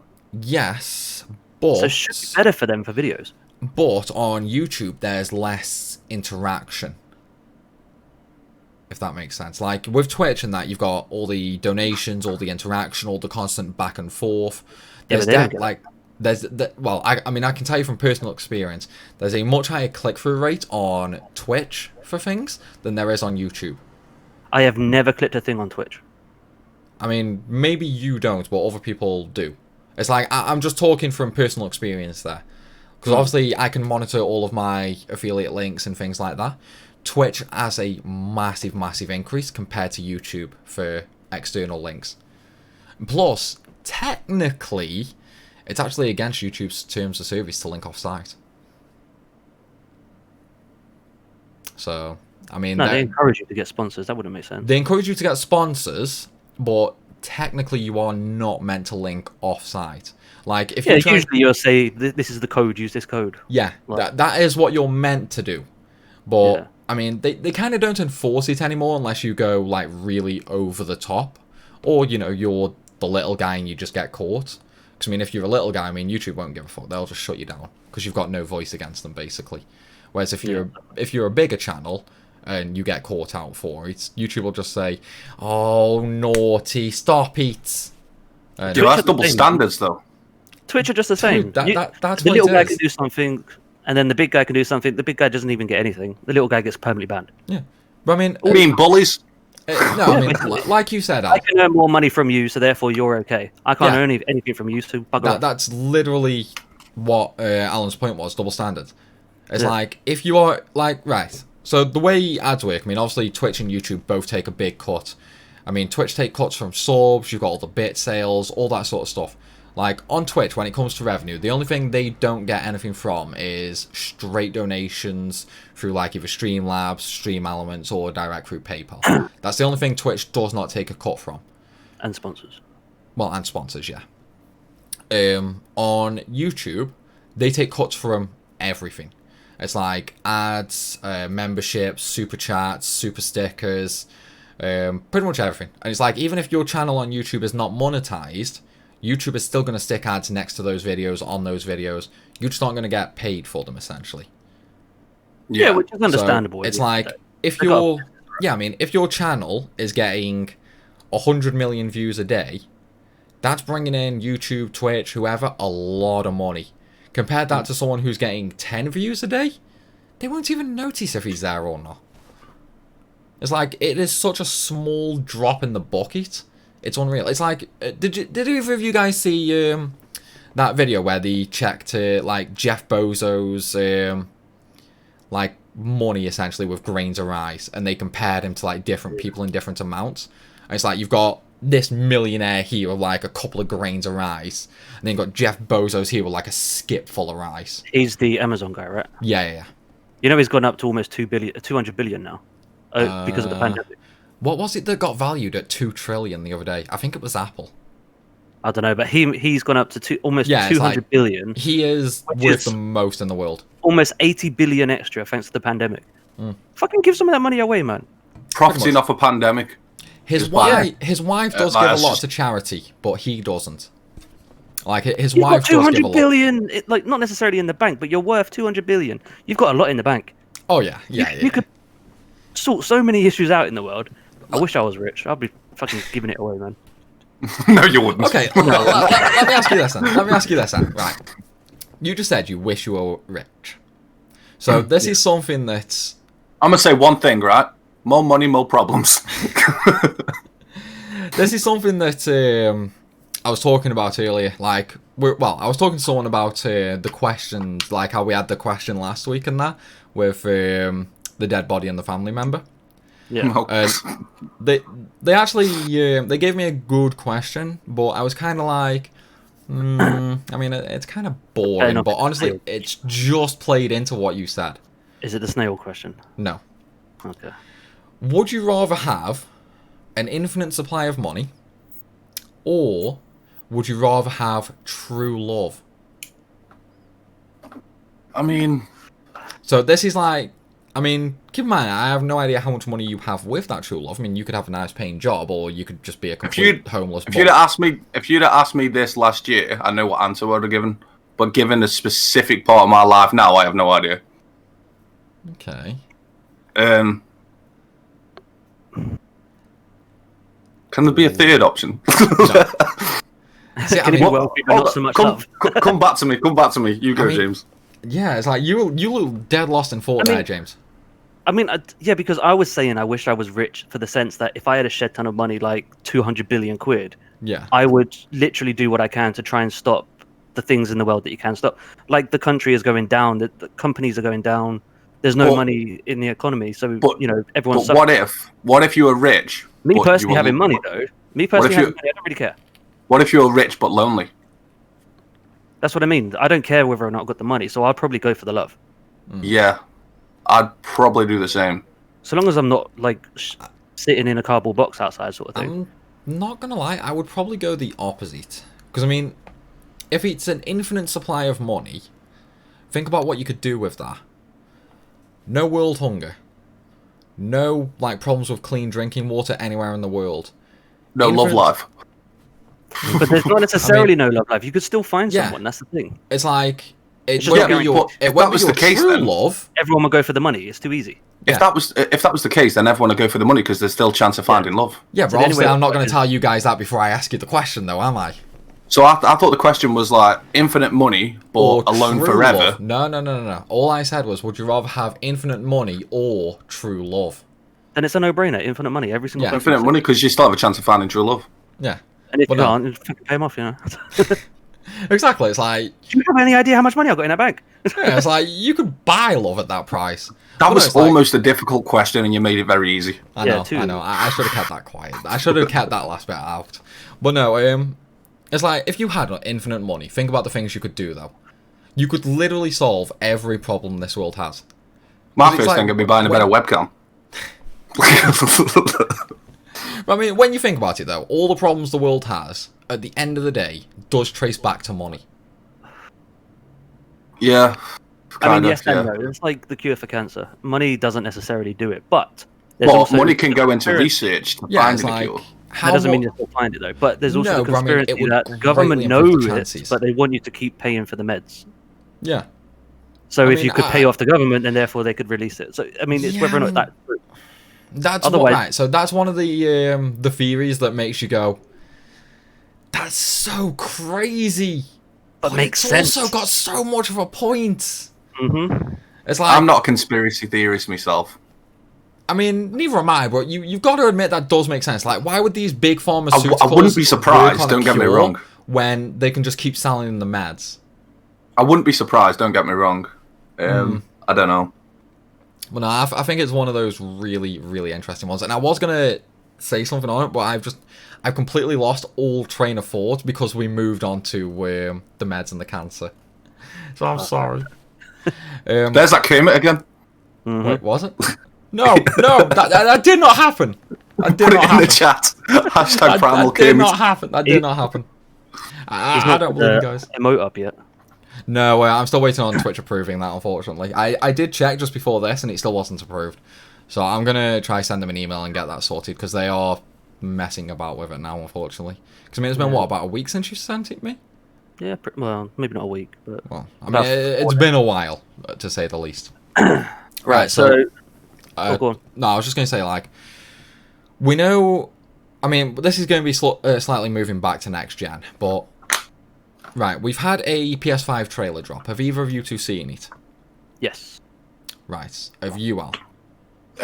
Is it a new trailer? This week. This week. This week. I may not have seen it, oddly. Okay. I saw the initial trailer. You mean during the big event? Yeah. I think this one came out 2 days ago. Yeah. Okay, yeah, I think I've missed this one then. Right. If you were to be told Sony is going to release a trailer, what is the one thing you want? Just one thing. What do you want at this point from a trailer? And the release date. Yeah, to be honest with you. Oh, don't tell me they're still not giving it. Nope. Nothing to do with the console either, in theory. Yeah, I mean, they talked about it, but you didn't even see it. What have they said, exactly? Not a lot. But it's like, this close to the end of the year? What is going on? I mean, I know we talked about this last year, but... Yeah, because we're coming up to September now. Yeah. That's what I mean. It's like, what is going on? Like, they released a trailer, but no release date, no price, nothing. Because I think Xbox did the same as well. Xbox have said that it's going to come out in November. They just haven't given a date. Ah, But it's right. definitely I was going to say, November. I know I've seen something about Xbox this week, but I've not looked into it yet. I've seen rumors as well that the Xbox One warranty ends. I think it's the 5th of November, which everyone thinks that that's when they're going to release the new one. Because it would make sense to coincide. Right, this one's no Yeah. longer in warranty. Here's the new one. Yeah, could So do. around the Could start do. of November. But still nothing for PS5. Okay, so Xbox have at least announced November then. Hmm. So what is going on at Sony? Do you When have did any- Xbox announce November? I think it was about 2 weeks ago. I reckon then it'll be soon for Sony. I reckon they've been holding off and wait for Xbox to announce They're theirs. supposed to be waiting for that game event that you keep talking about, Sam. TGS? Yeah. That does make sense. That does make sense. Like, it's still going ahead that I'm aware. And it is essentially the biggest event after E3. And obviously with Sony being a Japanese company, it does make more sense to announce it there. It's kind of weird that they aren't doing their own event for it, though. Like, for the No, they actual said they're not going to do that announcement. anymore. Like even with E3, they didn't do it, did they? They're not doing their own. Well, I Well, mean, do the you mean reason like they that didn't whole do press con? E3... I mean, the reason they haven't done E3 in so long is because they now Because they do do their their own own. events.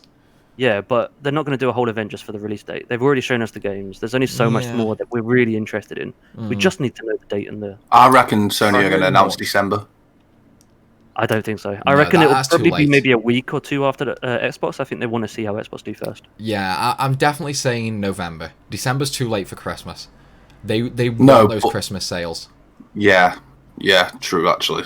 It's like, November is probably the latest I would give them. If it's not November, I don't think we're getting it this year. They've got to do it this year now that Xbox have announced a date, though. Well, not a date, but a month. Not really. In It is order gonna to be- compete? Yeah, I mean, you've got the competing side of things. But it also depends. What if Xbox flops on launch?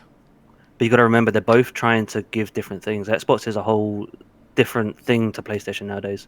I'll be honest, I've not looked into the new Xbox a whole lot of detail. Are they still going that media hub route that they did for the Xbox One and that backfired massively? Yeah, exactly. Yeah, but they've obviously improved it big time. But they're also so. For instance, if Xbox was to say we've got this many Game Pass people or whatever it is they call them on the Xbox, if they've got this many people on the Game Pass, that could be Xbox One, Xbox 360, PC. It could be everything.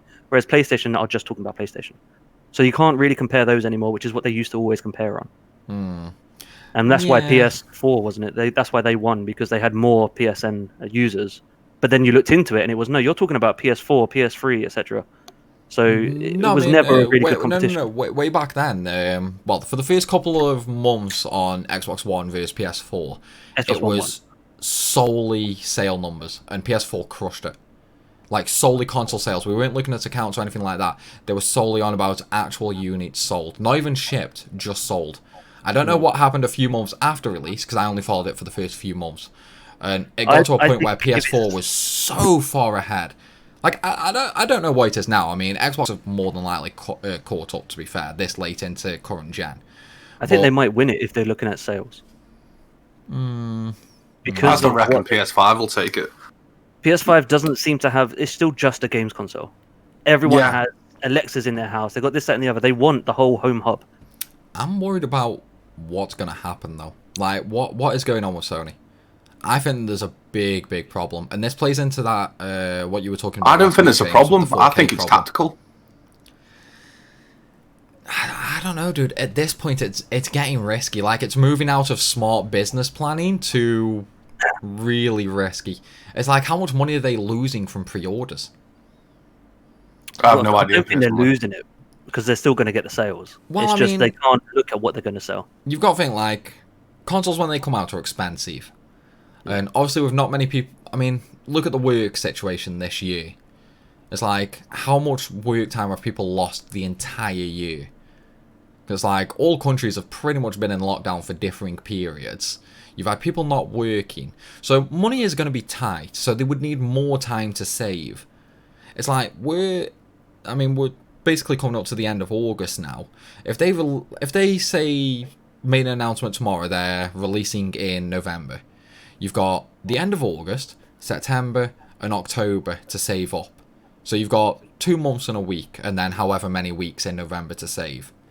That's not Unless a lot you're of not time. stupid, you've known since the announcement that it's going to be coming out, and they always come out just before Christmas. You would have started saving if. Yeah, I like, think people Yeah, would I have mean, started. there is that, but the question is, though, how much do they need to save? That's it. There's no price tag yet, is there, either? Yeah, that's what I mean. It's like, do you save 400 and hope? Do you save 600? Do you save I would 800? suggest saving 500. Yeah, See, 500 I'd is say the current guess. I'd say about 450. It depends on which one you're going for. I reckon the digital one will be about 450. I reckon the disc one will be about 550. I think the Xbox is going to cost more than the PlayStation, though. Yeah, it's rumored to It cost always around is. 600.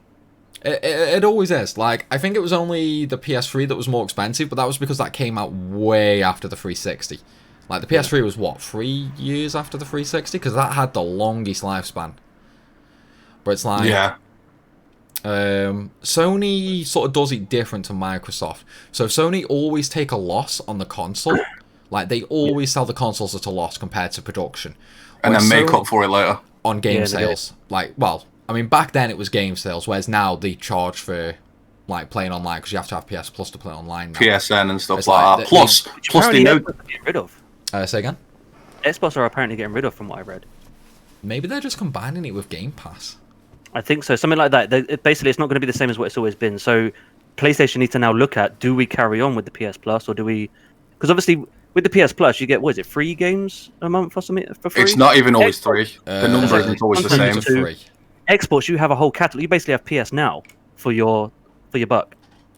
You get Yeah, but I shed mean, tons of games. that's still technically the same, though. I mean, you've got Xbox Live versus PS Plus, PS Now versus Game Pass. It's like, they're sort of balanced. The only difference is Xbox's Game Pass you can play on PC, but that So I is think that's what it only... is. They're combining the two together then. Yeah. Something Yeah. like that. I read something, whereas PS need to basically look at: do we carry on with what we do? PS will never combine with PC because they want people buying that console to play that console. Nothing else. You know, this kind of brings up something I did actually want to talk about, and I kind of forgot until about 10 minutes ago. And I've just been repeating it in my head so I don't forget. Cross-platform. What about it? Xbox are doing it. Look at Fall Guys. Now, that's it's got to. perfect game for cross-platform entities. We know for a long time that... I can confirm that it will be. I mean, actually, we were talking about this in your stream. Yeah. So They've said that they're already looking into it. what I was going to say is... cross-platform has been a big thing for a long time. People have wanted it for a long time. And for quite a while, Sony was essentially the cock blocker, but they were making out they weren't. Like, so, as far as Sony were concerned, oh no, we're open to cross-platform, we're open to it. And then when you actually looked into things, like, Sony were just going, nope, not doing that. Nope. Yeah, but that will change. That. The big step was when they accepted cross-platform with Rocket League. Yeah, but how many games are cross-platform now?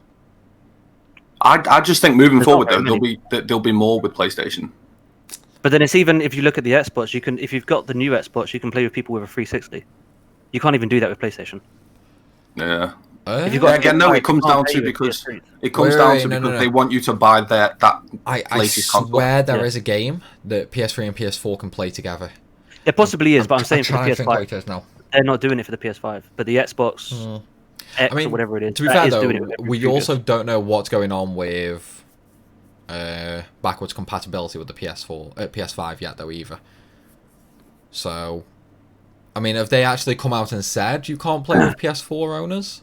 I don't think so. I think it's just that they've not confirmed it. Yes, I mean... Which is always a worry when the other one does confirm it. They usually then say, yeah, we're doing that too. I thought I heard Kind of leave it is a bit worrying. I thought I heard somewhere that the PS5 was going to have backward compatibility, but only only back to the PS4, nothing earlier. So Yeah, that's definitely got, in terms of you can play the PS4 games. not all though, not all. Yeah, So every disc should work. I don't know about no, not all discs. We were talking about this about a month or so ago, James, in Discord, where we were going through all these articles and interviews and that. Yeah. The only thing they've confirmed is it will have backwards compatibility with some PS4 games. They currently are working on a catalogue of, I think it was like 1,000 games or something like that. Now, they haven't said how they're going to do it. What they did say, though, is, if I'm remembering correctly, discs would not work. So, Really? If I'm remembering it correctly. I could be wrong on that. I could be wrong on that. No, So, I think I remember That something wouldn't make about that. sense because it's even safe Ghost of Tsushima or whatever. That is one game, whereas if you own the disc, you can put it into your PS5 and play it. See, well, what I was going to say is... That wouldn't make too much sense. I think I remember something about that, Okay, Sam, so where what if they'll have a section in the PS Store purely for backward compatibility games. Possible, because you've got to look, on the PS4, you can play PS2 games, but only ones you buy on the PS4. Or PS now.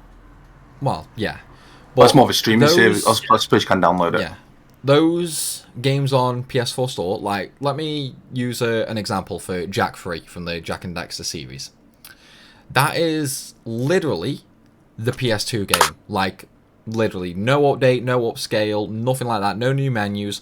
If you use the PS button, for example, it takes you to, like, a makeshift PS2 screen. You've got all the PS2 options. You start the game, and it gives you the PS2 loading screen. Like that original PS2 loading screen when you turn the PS2 on. It's got that when you start the game. If you try and put in, like, a PS2 version of Jak 3, like the actual disc, won't work. But that's because the disc reader isn't capable of reading that. Whereas on the PS5, but if you can put in Ghost of Tsushima to play it on PS5, it should be able to read a PS4 disc. Okay, so what I'm saying, though, is when they mentioned all these games that they're working on, they never specified disc or not.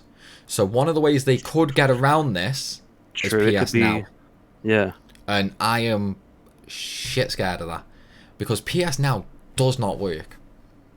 It does. I've used it. I thought it was I've got a mate who loves it. I mean, it's laggy if you're using the streaming part of it. You can download the games. Not all games. Not all games. Yeah, not all of them, but most. It's like, I've tried to play 4 or 5 games on there now that I really, really, really wanted to play. Couldn't download any of them, and the streaming was so bad. And it's like, my internet is more than good enough. It's like, I have over 250 megabyte download. And it's like, I cannot stream that game properly? What? I'm surprised, because I've never had an issue, and I've played a lot of games on PS Now. I used to have PS Now. I used to have PS Now. And I was streaming Lego Batman, I think it was, or something, and there wasn't really any issues. That's what I mean. It's mainly shooting games. Like, it's a very delayed reaction. Like, one of the big games I was trying, James, is MGS4. Oh, do you mean like fast? Yeah, but that's because you're streaming. If you downloaded it, you probably wouldn't have that issue. But if it didn't let you download, yeah. But what I mean though is, not only is not all games downloadable, most of them aren't. Like, if you look at what is downloadable compared to what is stream only, there's a very big difference in the catalog there. Yeah, but it's almost a sub-catalog kind of thing. Some of the ones that are on the streaming only do eventually get moved over to download. I don't know, I mean, I rarely check the list. Like, I'll check it every now and again, like every 3-4 months, just to see if it's been updated. And aside from the fact it's very rare anything new even gets added to PS Now, it's like... Yeah, it's not a great service, but... Yeah, I mean, it's definitely one of those things they basically made and forgot about, I think. Which is definitely a big, big shame. Because, I mean, on paper, the idea to stream games is a great idea. Yeah. The only problem is... if it could work. Yeah. That's the thing, though. Nobody has been able to get a streaming service properly working. Then again, though, like I think that whole idea is dead and buried now. Though, look at the Google Stadia. That's what I was going to bring up. That's what I was going to bring up. A company like Google, a complete streaming service, and that just flopped. I think that's mainly due to the fact that there was a lot of problems on launch, and so many of the promised features weren't there. I think the actual controller to it was like £200 as well. Yeah, it wasn't cheap. Well, I'll tell you what, speaking about sudden flops, have you guys heard about what's happened to Oculus? What has happened to Oculus? So, I personally don't feel like it's a flop, for one. Like, I think people who are reacting like they are just retarded. So... That's a strong statement. Dude, it is beyond stupid. It is beyond stupid the way some people are reacting to this. So, obviously, Facebook bought out Oculus, yeah? Yeah. They're now doing it. You need a Facebook account to use Oculus. Yeah. Is that it? Yeah, is that it? People are going mad saying Oculus is now dead. And this isn't like a few people. This is blowing up everywhere. The thing is, though, this is a good thing, because look at how many gamers and streamers have jumped over from Mixer to Facebook gaming. Yeah. That's only growing the Facebook gaming community. Okay, let me put it this way, right? Do you guys know anybody who does not have a Facebook account? My mum and dad. Yeah, my mom. Okay. Well, she does, but she doesn't know the login. Yeah, okay, but okay, let me put it this way then. Do you know anybody who would buy an Oculus but doesn't have Facebook? No. Although, to be honest with you, I don't know anyone who would buy an Oculus either. I would. Yeah, I mean, Oculus is pretty much the best VR. But I don't think it's more so that. I think it's more so, do they want to give their personal details to play a game? A lot of people are like, you know, the whole conspiracy thing. All you need for a Facebook really is your name and your email address. What happens if you... Okay, but what do you need for a Steam account? What do you need for a PlayStation account? What do you need for an Xbox account? What do you need for your phone account? You don't need to know the people I know. You don't need to know this, that, and the other. Like, Facebook is very personal. It has all your friends on there. You can you can create a fresh account. Just your now that's name where the issue is. I think that's where people are moaning, because I don't want to give my proper one, so now I've got to go make another account. I've not even seen people moaning about that. All I'm specifically seeing moaning about is the fact that you now have to have a Facebook account. And they're acting like this has killed Oculus. What happens if you get locked out of your Facebook account? Probably nothing. Nothing. Like, they aren't saying you not have to be logged into your account. They aren't saying you need a Facebook account to use Oculus. They're just essentially saying you need an account for Oculus. So what I'm thinking is it's essentially going to be a case of their VR store is just going to be part of Facebook, and that's why you need the account. Right. I mean, don't get me wrong. I think it is silly. I don't understand why I need to log into Facebook to play my game. But I don't also see an issue with it. I mean, what do I care? I use Facebook. That's what I mean. It's like it's nothing new. Anybody who plays mobile games, link them up with the social medias and log in easily that way. I mean, the way I see it is they're just going to do the VR shop through Facebook, rather than having like a separate shop. I wouldn't be surprised. But if you have to have a Facebook account to use Oculus, I wouldn't be surprised to see a partnership between Facebook and Oculus being exclusive to Facebook gaming. Facebook already bought Oculus. So then it'll end up being Facebook gaming anyway. It won't be exclusive. It won't be exclusive. You could buy Oculus before Facebook bought them. All it is Oculus is still its own company, essentially. It's just Facebook now own them. The problem with Facebook is it's hardware, essentially. You can't lock it to a platform. Yeah, but Facebook love to grab your details. They love to sell your details. They love to do whatever they can regarding your details. That's where everyone knows. I'll give you that. It's like RBHD has said in the chat. It's more to do with what Facebook asks you to give access to. Do you remember, like, before when they did that Messenger update, whereas they had to have access to your photos, to be able to delete everything on your phone, do this, that, and the other? Why do you need that? To make phone calls, send text messages. Why do you need this? Everyone's known for a while that Facebook spies on you, though. They know what you're tapping in a web address and all that. Probably why. What I mean, though, is people who know that and have a Facebook account either don't care or don't mind enough to stop using Facebook. It's like me. I still use Facebook. I don't care what details they have of mine. It's like, it's whatever. You know? But to say Oculus, which is pretty much what pioneered VR... Because, like, before Oculus, VR wasn't really much of a thing. And then Oculus came along and it just grew and grew and grew and grew. I mean, that's not dead. That's never dying. Can I just say, whatever happened to augmented reality? Do you remember that E3 like 5 years ago or something? Yeah, we sort of just skipped that. I remember seeing that. augmented reality on a mobile game for the first time. And I thought, if this could be implemented into video games, this could be sick. I mean, the 3DS tried that, though, didn't it? Yeah, they had it. You had even some actual mobile games had it. And to be fair, though, I mean, games with cards. But they had like those glasses in the E3 when they was playing Minecraft, and it was literally on your table. In fact, yeah, I completely. Oh my god, that'd be so cool for Yu-Gi-Oh! I did actually, dude. There was a Yu-Gi-Oh thing years and years and years ago. It only worked with some cards, but you would place them on this like little table and that, and they would create a small hologram projection. You know, like way back on the original Yu-Gi-Oh series, like where Yugi's vs Kyber and that, and they don't have the dual discs. They have to stand on those giant, massive platforms. Yeah. It was something a little like that, but the holograms were like that big, essentially. It's like, that was a thing for a long time, and that was getting really, really popular, but out of nowhere, it just fell off the face of the earth.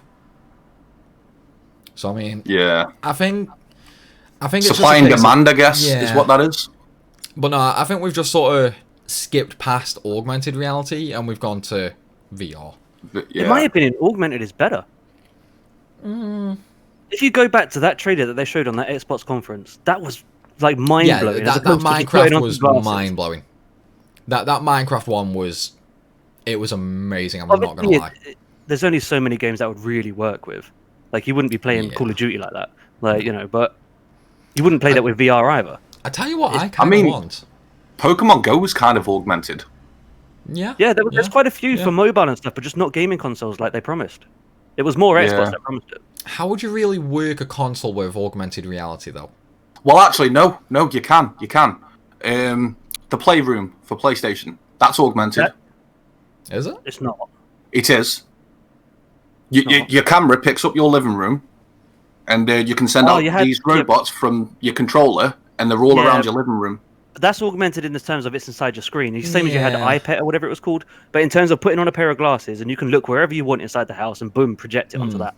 Yeah. That's a whole different story. That was what they showcased, and it never happened. Yeah.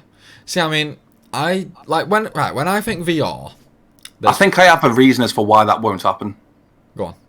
Augmented porn. You want that? No. Don't say no like you don't. I think VR porn. Why not? I think that would be a reason why that won't happen. I mean, what was it? Was it Google Glass or something that tried to do something? Yeah. Yeah, I mean, but they got sued for it, didn't they? Because you could record people and stuff without them knowing and stuff like that. Yeah, I remember that one now. Yeah. Well, no, it's like, right, I'm going back to VR. When I think of VR, there's one thing I want and one thing only. You two have probably never seen this, but have you at least heard of Sword Art Online? Yeah, I've seen that. I know a couple of my mates who play that. Okay. Well, I mean, I've never played the actual show the or the game. Yeah, the anime I was on about. I would love for it to be like that. Yeah, I don't think the games really show you what it was about, Al. But let me try and simplify it for you. Well, let me try and run down it real quick. It's a VR headset. You put it on, yeah, but you don't look through the headset. It's sort of like a mind jack. So your mind, your personality, everything like that is put into the game itself. Like, put VR with Matrix. Yeah. Ooh. It's literally right. Imagine the Matrix, but you don't have a big 6-inch knife going through the back of your head, essentially. Yeah, just put a headset on. Yeah. The only problem is, the only thing is, I don't want the sort of Sword Art Online rule where I've just realised that the Matrix were probably the creators of virtual reality. They pretty much were. Yeah, they pretty much were. But it's like, what's his name? Tesla or whatever. That guy. Yeah. He genuinely believes that we are living in VR right now. And we're just being played by somebody else on the outside. Exactly. He's Elon Musk. in the future, because when you look at how the technology is working, it is feasible that in the future we can put on a VR set and not even know we're in VR. There is a theory about that. Is us. Yeah. And then whenever you have like a deja vu, it's just like a glitch. Yeah, like an autosave. Yeah. It's like you died doing some really stupid shit, so you just load your autosave, and then you're back to not having a clue. Yeah, I mean, that'd you be got messed all up. stuff like that, because when you do look at technology, when you think about 20 years ago, we had none of this shit. Yeah. Look how much we've progressed in 20 years. You never know. Well, that's the thing. It's like, with technology, the faster it gets, the faster newer technology is going to be developed. Because at the moment, we're using technology to design and think up new technology. What I don't think people realise has any of you seen the show Ready Player One? Yes. Yeah. We are getting so close to that actually being reality. Exactly. That is essentially already kind of a thing, though. Because in Ready Player One, they use the headset, they use the suits, and they use like an omnidirectional treadmill. Yeah, which already exists. Have you guys been to a VR? I've seen them. VR I've had that for about 5 years. Yeah, we've got the treadmills. We've got the sort of like ship kind of things that you lie on and fly. It's like we're already pretty much there. You've got the hand grips for VR, but the only thing we don't. Yeah, that's what I mean. It's like we've got the hand grips. What we don't have is the gloves and the tight body suit to completely track all individual movements. I've got a video from E3 years ago where someone's wearing all of that shit. before the film was even out, which was weird. I've seen some stuff on Kickstarter as well that is pretty much involving gloves and a chest plate with sensitivity, so when you shot, you feel it. Not E3, EGX, sorry. But the only thing that we're really missing now is the clarity when you put that headset on. You can always tell you're wearing it. It's not as if you're looking at an 8K It's not TV or a immersive. 4K TV. It feels like you're looking at 340p I think, sort of thing. I think the problem with that, though, is obviously the human eye is different. Like, for example, your left eye is going to be different to your right eye. And to truly get that immersiveness... I don't have an issue with that. Every time I put my headset on, that's not a problem. It's just because, A, when you sweat, it looks worse. Because obviously you're starting to steam it up. B, that's if you like you're doing that, you know, the active ones. And B, when you can adjust it as much as you want, it's never going to be the same as when you're looking at a TV. It's always going to be blurry at some point. Yeah, I suppose you've also got to think about the weight as well, though, Like, you kind of forget about the weight when you're wearing it. When you first put it on, you can feel it, but when you're wearing it for a little bit, it kind of disappears. Yeah, I suppose. Well, no, we do need a really immersive VR game. I mean, going back to Fall Guys, like, imagine playing that in VR. The motion sickness would be terrible. Maybe on the spinning platforms. But you can't deny, like, Fall Guys is the sort of game that... If you want to talk immersive VR, The Walking Dead did one. Saints and Sinners, I think it was called. I've seen videos of that, the Australian guys.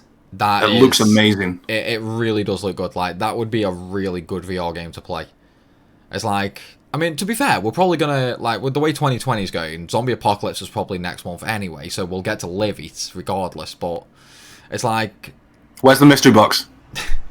I mean, get out your 2020 Armageddon bingo cards, everybody. It's like, it is going to be one of them things, though. But for a truly immersive experience, what is the one game you guys want to play? Like, if you could have perfect VR, you're truly immersed in it, what do you want to play? I'll let you go, James. I'd say the most immersive one I've played, I think, is called Flashpoint. I think it's the name. Oh, no, I'm not on about, like, current VR games. I'm on about if, like, truly perfect VR was a thing, and you could choose any game, what would you want to be? Like, if you could jump into any game... Like any genre sort of thing. Say again? Like, any genre, like, make up your own sort of game, and you can... Well, no, like, you can make one up, or you can choose a game that's already out. Okay. Like, if you could play that in a truly perfect simulated VR, what would you choose? Like, this is probably going to be a really hard one, because it makes you think about all the games you've ever played. It makes me think about a couple movies that make great VR games. There are some movies that would make great VR games, but terrible normal games when you think about it. I'm going to go take a piss, and I'm going to decide then, alright? Okay. I'll be right back. At least it wasn't me. Yeah. You guys talking before the last show. But no, I mean, for me, I think it's pretty obvious what I would choose for mine. What's yours? Final Fantasy. Final Fantasy in VR? Yeah, like, I would probably go Final Fantasy X, as long as I didn't die at the end, like what happens in the game. I don't know what mine would be, but I keep on thinking about what The Sims would be like in VR. As plain and as boring as that is. The thing is, though, it's like, with you saying Sims, would you be the Sim itself, or the person controlling the Sims? Like, would you basically... the Sim. Okay, the Sim. so you wouldn't be basically ordering everybody like a slave. You would be No, the slave. of course not. No, you'd be your Sim. Yeah, so it's like somebody could just come up to you and say, go set yourself on fire. And Yeah, but they probably wouldn't say it in English, though. They'd probably be like, booger snot. Yeah, but that's what I mean, though. So it's like you would just walk up and you would set yourself on fire in a truly immersive VR experience. No. So you wouldn't be controlled by a controller. You would still be making all your own decisions. Only you would be the Sim. I mean, there is already a game like that. Right. It's called Real Life. It's. That was quick for me. That was quick. But no, I mean, Sims would probably be a good one if you were the one controlling things. Like, Yeah, but how do you control things in VR? You're still essentially just playing normal Sims then, aren't you? Yeah, but I mean, like, if you have, like a little pop-up menu and that you could sort of control things. So it's sort of like real life, only you're God, essentially. See, that could be cool. Yeah, that could be I cool think to that try could be quite and cool. I reckon that God VR would be cool. God. To try and sort of balance out the world, and you have to do certain things to make something good happen and keep good and evil. So Sims. Well, it's funny she said that because that was what I just said. VR Sims. Okay. So yours is VR Sims. What about yours, Sam? I mean, I went with FF10. I mean, I thought that was pretty obvious for me. FF. Yeah. Dude, come on, like, a great mystical fantasy universe. I had kind of the same sort of reaction. Yeah, that's a weird... Why would you want a VR I would say Because it's like, VR Jurassic Park, but that's already in the works. That and... Yeah, let's it's not be going to be perfect. Okay, Like, no, it's not going to be great. Let's be honest. If Jurassic Park was real and it ever happened, none of us three would survive it. Which is why we need a VR game to be prepared. I'll be the dude on the fucking toilet when he gets eaten. Like, Okay, new question then. Who'd be the one who'd let the T-Rex out the gate? Me. yeah, probably him. Probably, yeah. Actually, yeah. Yeah. Thinking about it. But no, it's like, VR is definitely one of those things that could be incredibly fun if done right. It's like you were saying, Al, that Walking Dead. Like, zombie apocalypse is a really fun experience. It's like, you've got... In VR, though, you take that fun experience and you mash a horror element into it as well, because you feel like that, the zombies attacking you. Yeah, it's like you're literally looking at it coming directly to you. It's like a much better. And the 3D. jump scares are more real as well, because you'll be turning around. Yeah, and it's it's right like there. you've just got that thing I'll tell straight you in front of what, your face. one good VR game is Alien, whatever it's called. Alien Isolation. That in VR. Oh, mate. Fucking Christ. I played that without VR, obviously, but I'm not touching that in VR, man. I streamed that, and I spent about 3 hours under a table. Okay, Al, do you have a VR headset? I have the PSVR, yeah. Same. You have Alien Isolation, correct? It doesn't work on PS. Oh. That peed me off so much. What is it, You PC can only only? play it. Yeah, Oculus. God damn it.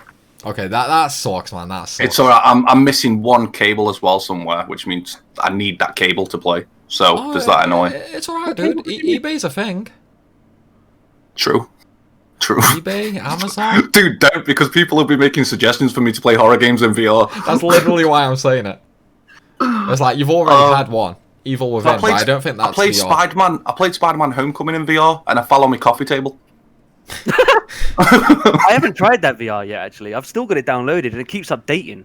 Like, however long since it... I think the last time it updated was like 2 days ago. When did that come out? Like what, Spider-Man Homecoming? Yeah, the VR version. I don't know why it needs updating. It's only a trial, isn't it? Yeah, but it literally updated about 2 days ago, so they must have added something. But I've still not played it. But, yeah, I want to get the Oculus VR, even if it's the... I've got an idea for VR. Go on. So we all love movies, right? But watching it at home isn't the same as watching it in the cinema. Okay. So why not have the capability of watching a movie on your VR sat in the cinema? You already do. But wait, what? You can do it on the PSVR. Wait, can you? Yeah. Yeah. You can watch any film on the PS4 through your VR headset. How have you not done that before? Oh no, I know what. I know, but the clarity is shit because of the PSVR. We're on about a perfect world now. Yeah, exactly. But are you on about using a VR headset to sit in a cinema instead of just like watching? proper 5? More than sit in a cinema. Link it up to chat and stuff and talk to somebody next to you. Yeah. I mean, I think that's the future. I reckon that's what cinemas will be. You got 3D now, 4D. Why not bring that into it? You get sprayed. You get your chair moved. All of that. Now, In just fact, wear that should have been a thing before this pandemic. People going to the toilet not going to annoy you. You know, you can't see shit. Yeah, but I mean, if there's like an open chat though, you know for a fact there's going to be a lot of phones going off because of Facebook messages. Private chats. Join a party and then just join a cinema room. Yeah. And then it's like if you're watching a horror movie and that, you can all just make some like off-centered plan on Facebook to shit someone up. It's like No, I didn't realize you meant that, like at home and stuff. But I reckon in the cinemas, I reckon it is going to get to that. More than likely, yeah. Have everything. But if it becomes a point where it can be done at cinemas, why can't you just do it at home? Like, it'll be expensive, but you could probably get the kit to do it No, I'm at not saying home. you can't. Yeah. But how much would that cost, though? I mean, Like, in the short run, it'd be expensive. In the long run, it'd be cheaper for you to get your snacks. The movies could be like 1-day rentals Yeah. rather than true. £12 for a You ticket. could literally rent from like the cinema sort of thing. Like when it's in the cinema, rent it at home. Yeah. That'd be amazing. do you guys miss rental stores? Yeah. And Blockbusters. Oh, not even Blockbusters. What's that one you used to get delivered? Love Film. Love Film. Love Jesus, for, I oh my love- god. Do you I remember we forgot used to that. get games on that? I didn't have to pay for Yeah. a game. You just I rent it. You forgot can still about do it. that. You can still do that. Boomer Rentals, they do it. Boomerang. Boomerang, that's the one. Yeah. You can still A rent lot of games. games are locked though. Once you put it onto one PSN, you can't do online on another one or something. No. I've never heard anything about that, and I've never had a problem. I don't know. But no, Maybe you can still do it. Okay, I need to look into that, man. I completely forgot about Love Film, man. Yeah, Love Film was the shit, man. It's a bit Yeah. more expensive than Love Film, and they do have a lot more sort of tiers. But yeah, I mean, it's pretty good. The only problem is they don't have as big a stock as Love Film. Like if you Yeah, get there's- to rent Yeah, I something, probably will like, do it anyway. But but no, I mean, to be fair, I don't really use them much anymore. Like I ended up cancelling my my sub to them, just because I wasn't really getting the worth out of it. Like back with Love Film, I always had a rental. You know what yeah, I they mean? were perfect. You know that they were basically Netflix. Netflix used to be Love Film. Did they? Yeah. No, I didn't know that. So they were onto something proper because you never had an issue with Love Film. Even if it didn't turn up, they'll send you another one. They didn't care. Yeah, pretty much. You can basically keep that copy. Don't worry about it. Yeah, that's the good thing. Whereas Boomer, if it gets lost in mail or something, regardless of if it's them sending it to you or you sending it back to them, you have to pay them as if you bought the game. I've not had that Really? issue. It's in there, terms of service. Oh, Like when shit. when I was making my account and that, I was reading through all their delivery information and that because I wanted to see like Yeah, but how to be they fair, Love post Film had in- that, but they never did it. did Love Film ever have that? Yeah, it was like I think you had like 3 chances or something, but the amount of times I used to I don't know. lose a disc. No, I don't know. I can't say anything to Love Film, but no, I mean, Love Film was great. I never really used it for the movies, but I mean, at least there is sort of a replacement. The only downside I sort of have is you have the rentals, like the old rental stores, and they were great because you could just sort of go in and you could look what you want to watch. If you couldn't really decide, you knew for a fact the guy sitting behind the counter has probably seen like every film on the shelf. Because like I don't know about you guys, but whenever I used to go into a video rental place or something Ask like for that, recommendations. well, it's not only that. It's like you walked in, they've got something on the TV they're watching, like just sitting Oh, behind yeah. the counter. Yeah, It's but like, you I'd know never they're ask. watching But everything. you've also got like if you go on Netflix, you got recommended or top in Yeah. the UK. So and stuff here's the thing. It's still the same thing. Can't be the only one, by the way, with Netflix. My- When they brought recommended, I'm like, why is this recommended? I don't like the look of this. Literally It's about 'cause to of say the what same. you previously watched. Like Right, if you so- watch One Piece, it will then tell you recommended know- this other anime. I know it's based on the algorithm, but Yeah. The problem with that is the algorithm is shit. So It depends. Amazon, Now Amazon TV's Prime, really for good. example. Well, Now I TV don't is know about pretty Now good. TV. I've got Now I've never TV. used it. Their Well- recommendations are pretty much on point. Amazon Prime, I've watched Futurama, which I need to finish the last 2 seasons because Futurama is actually leaving Amazon Prime on the 31st of this month. I've started watching Watakoi Love is Hard for an Otaku, which is anime. And what else was I watching? I started watching Mythbusters because I love Mythbusters. I don't know. So that's an anime, Futurama, and Mythbusters. Kind of a varied selection, isn't it? not enough to warrant a subscription. No, Not but I even mean that. that's just You're what I'm gonna talk watching. about recommended. They're going to struggle giving you recommended from that. So the recommended they give me is literally, and I shit you not, all Amazon originals. Oh, they will, because they'll try and push that. Okay, Yeah. so Netflix do the same. So I've watched an anime. Why is there no anime recommendation? Not even one. Probably because the rest of them aren't free. So They are. No, obviously- they are. They are. I've already looked at a couple more that I'm going to watch on there. Oh, I don't know. There's plenty of anime on there for free. But that's what I mean. It's like there are some things like Futurama that are on there. I mean, I think Family Guy's on Amazon Prime. I know South Park is on there. I don't know why you need Amazon Prime for Family Guy, because it's on Fox every night and new episodes are always added. To be fair, no one really pays for Amazon Prime for the videos. Yeah, like it's a benefit. Yeah. I mean, to be fair, they do have Arrow on there, which is great. So yeah, and if you're behind like you are, Sam. I only need to watch the current season, which is actually the end season. I think there's a new season year behind. There's a new season of The Flash as well coming next year. Did you watch Arrow? Yeah, I used to watch Arrow, Flash, all of them basically. Every single one that was in the series that were all together. You know, every now and then they'd have like an episode. The crossover. Together. Yeah, every single one that was in those, I watched every single one of those. I haven't watched. I never knew you watched it. Yeah, man. Me and Tash used to like sit down and watch it every single night. Do you know there's a new season of The Flash coming next year? I don't know because I'm like a year behind. Ah. That's things like Arrow was great early on. Like I think Arrow in the first couple of seasons, prime. See, I was invested in it so much that I just couldn't stop watching, no matter how bad an episode or a series could have been. Same, but even you yourself. She kept records of which episodes we were on, so I don't know where the fuck I left off. That's what pisses me off, and I'm like a year behind. Just restart, dude. Just restart. It's a good series. Every single one of them. No. Fuck you. You might as well just tell me we stopped Bleach. That ain't happening. I've watched it twice, dude. Happily, yeah, I think I've watched that twice.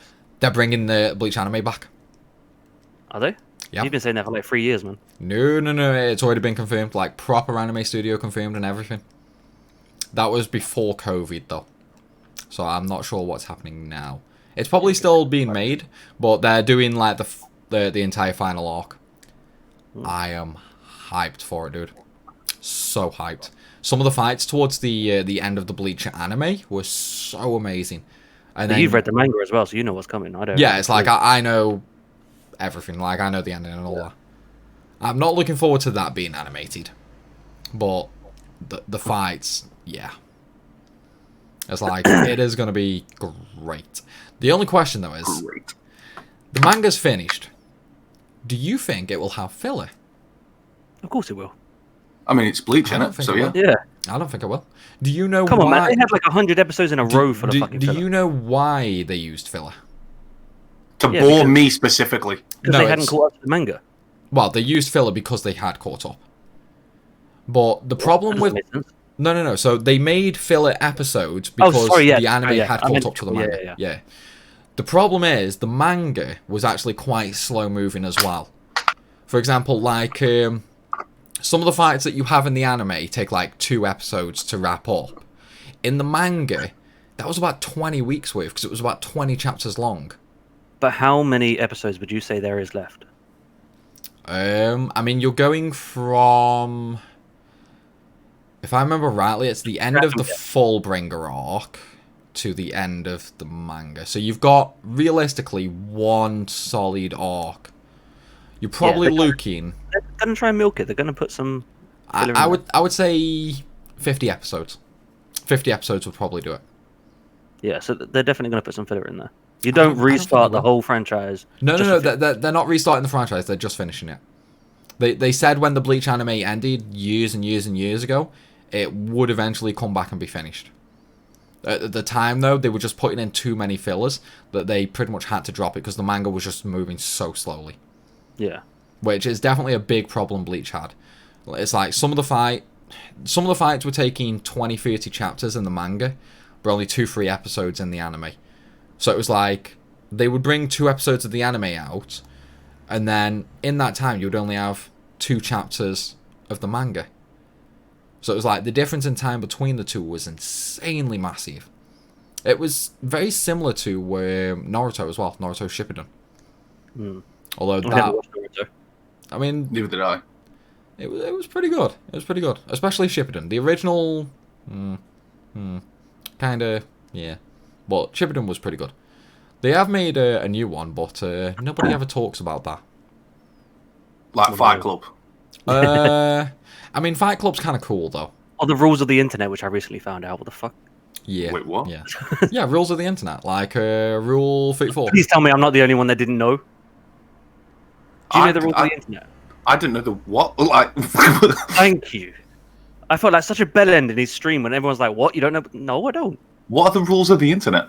What's rule 14? Sorry. Everything's a porn or something. That's 34. Everything gets looted. 34? Everything gets turned into porn. It's like, name one thing on the internet that has not got a porn equivalent. And I know you're pretty much one Google click away from porn. Well, that's what the internet was made for. It's like it was essentially just porn at first. One. That's what I'm saying. I'm kind of surprised you didn't know, though, Al. Like, I thought you would have been... I didn't know there's a whole bloody set of rules. Yeah, it's like the bro code, essentially. It's like, it's a secret among the people.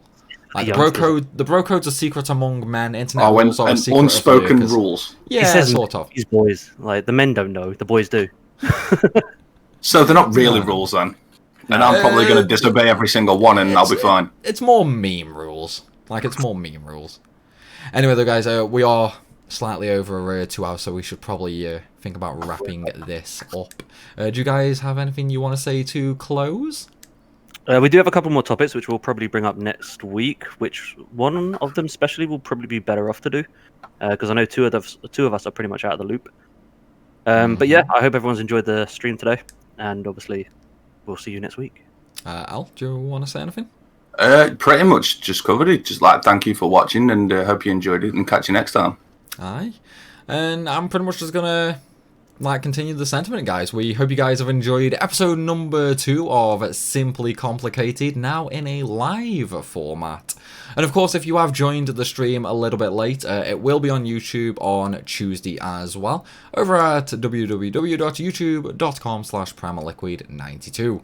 However, we are going to be doing this podcast live every Sunday, so if you do want to join us once again on the next episode, come right back here in 7 days. And Can't wait. We will see you all later. Bye-bye. Bye-bye.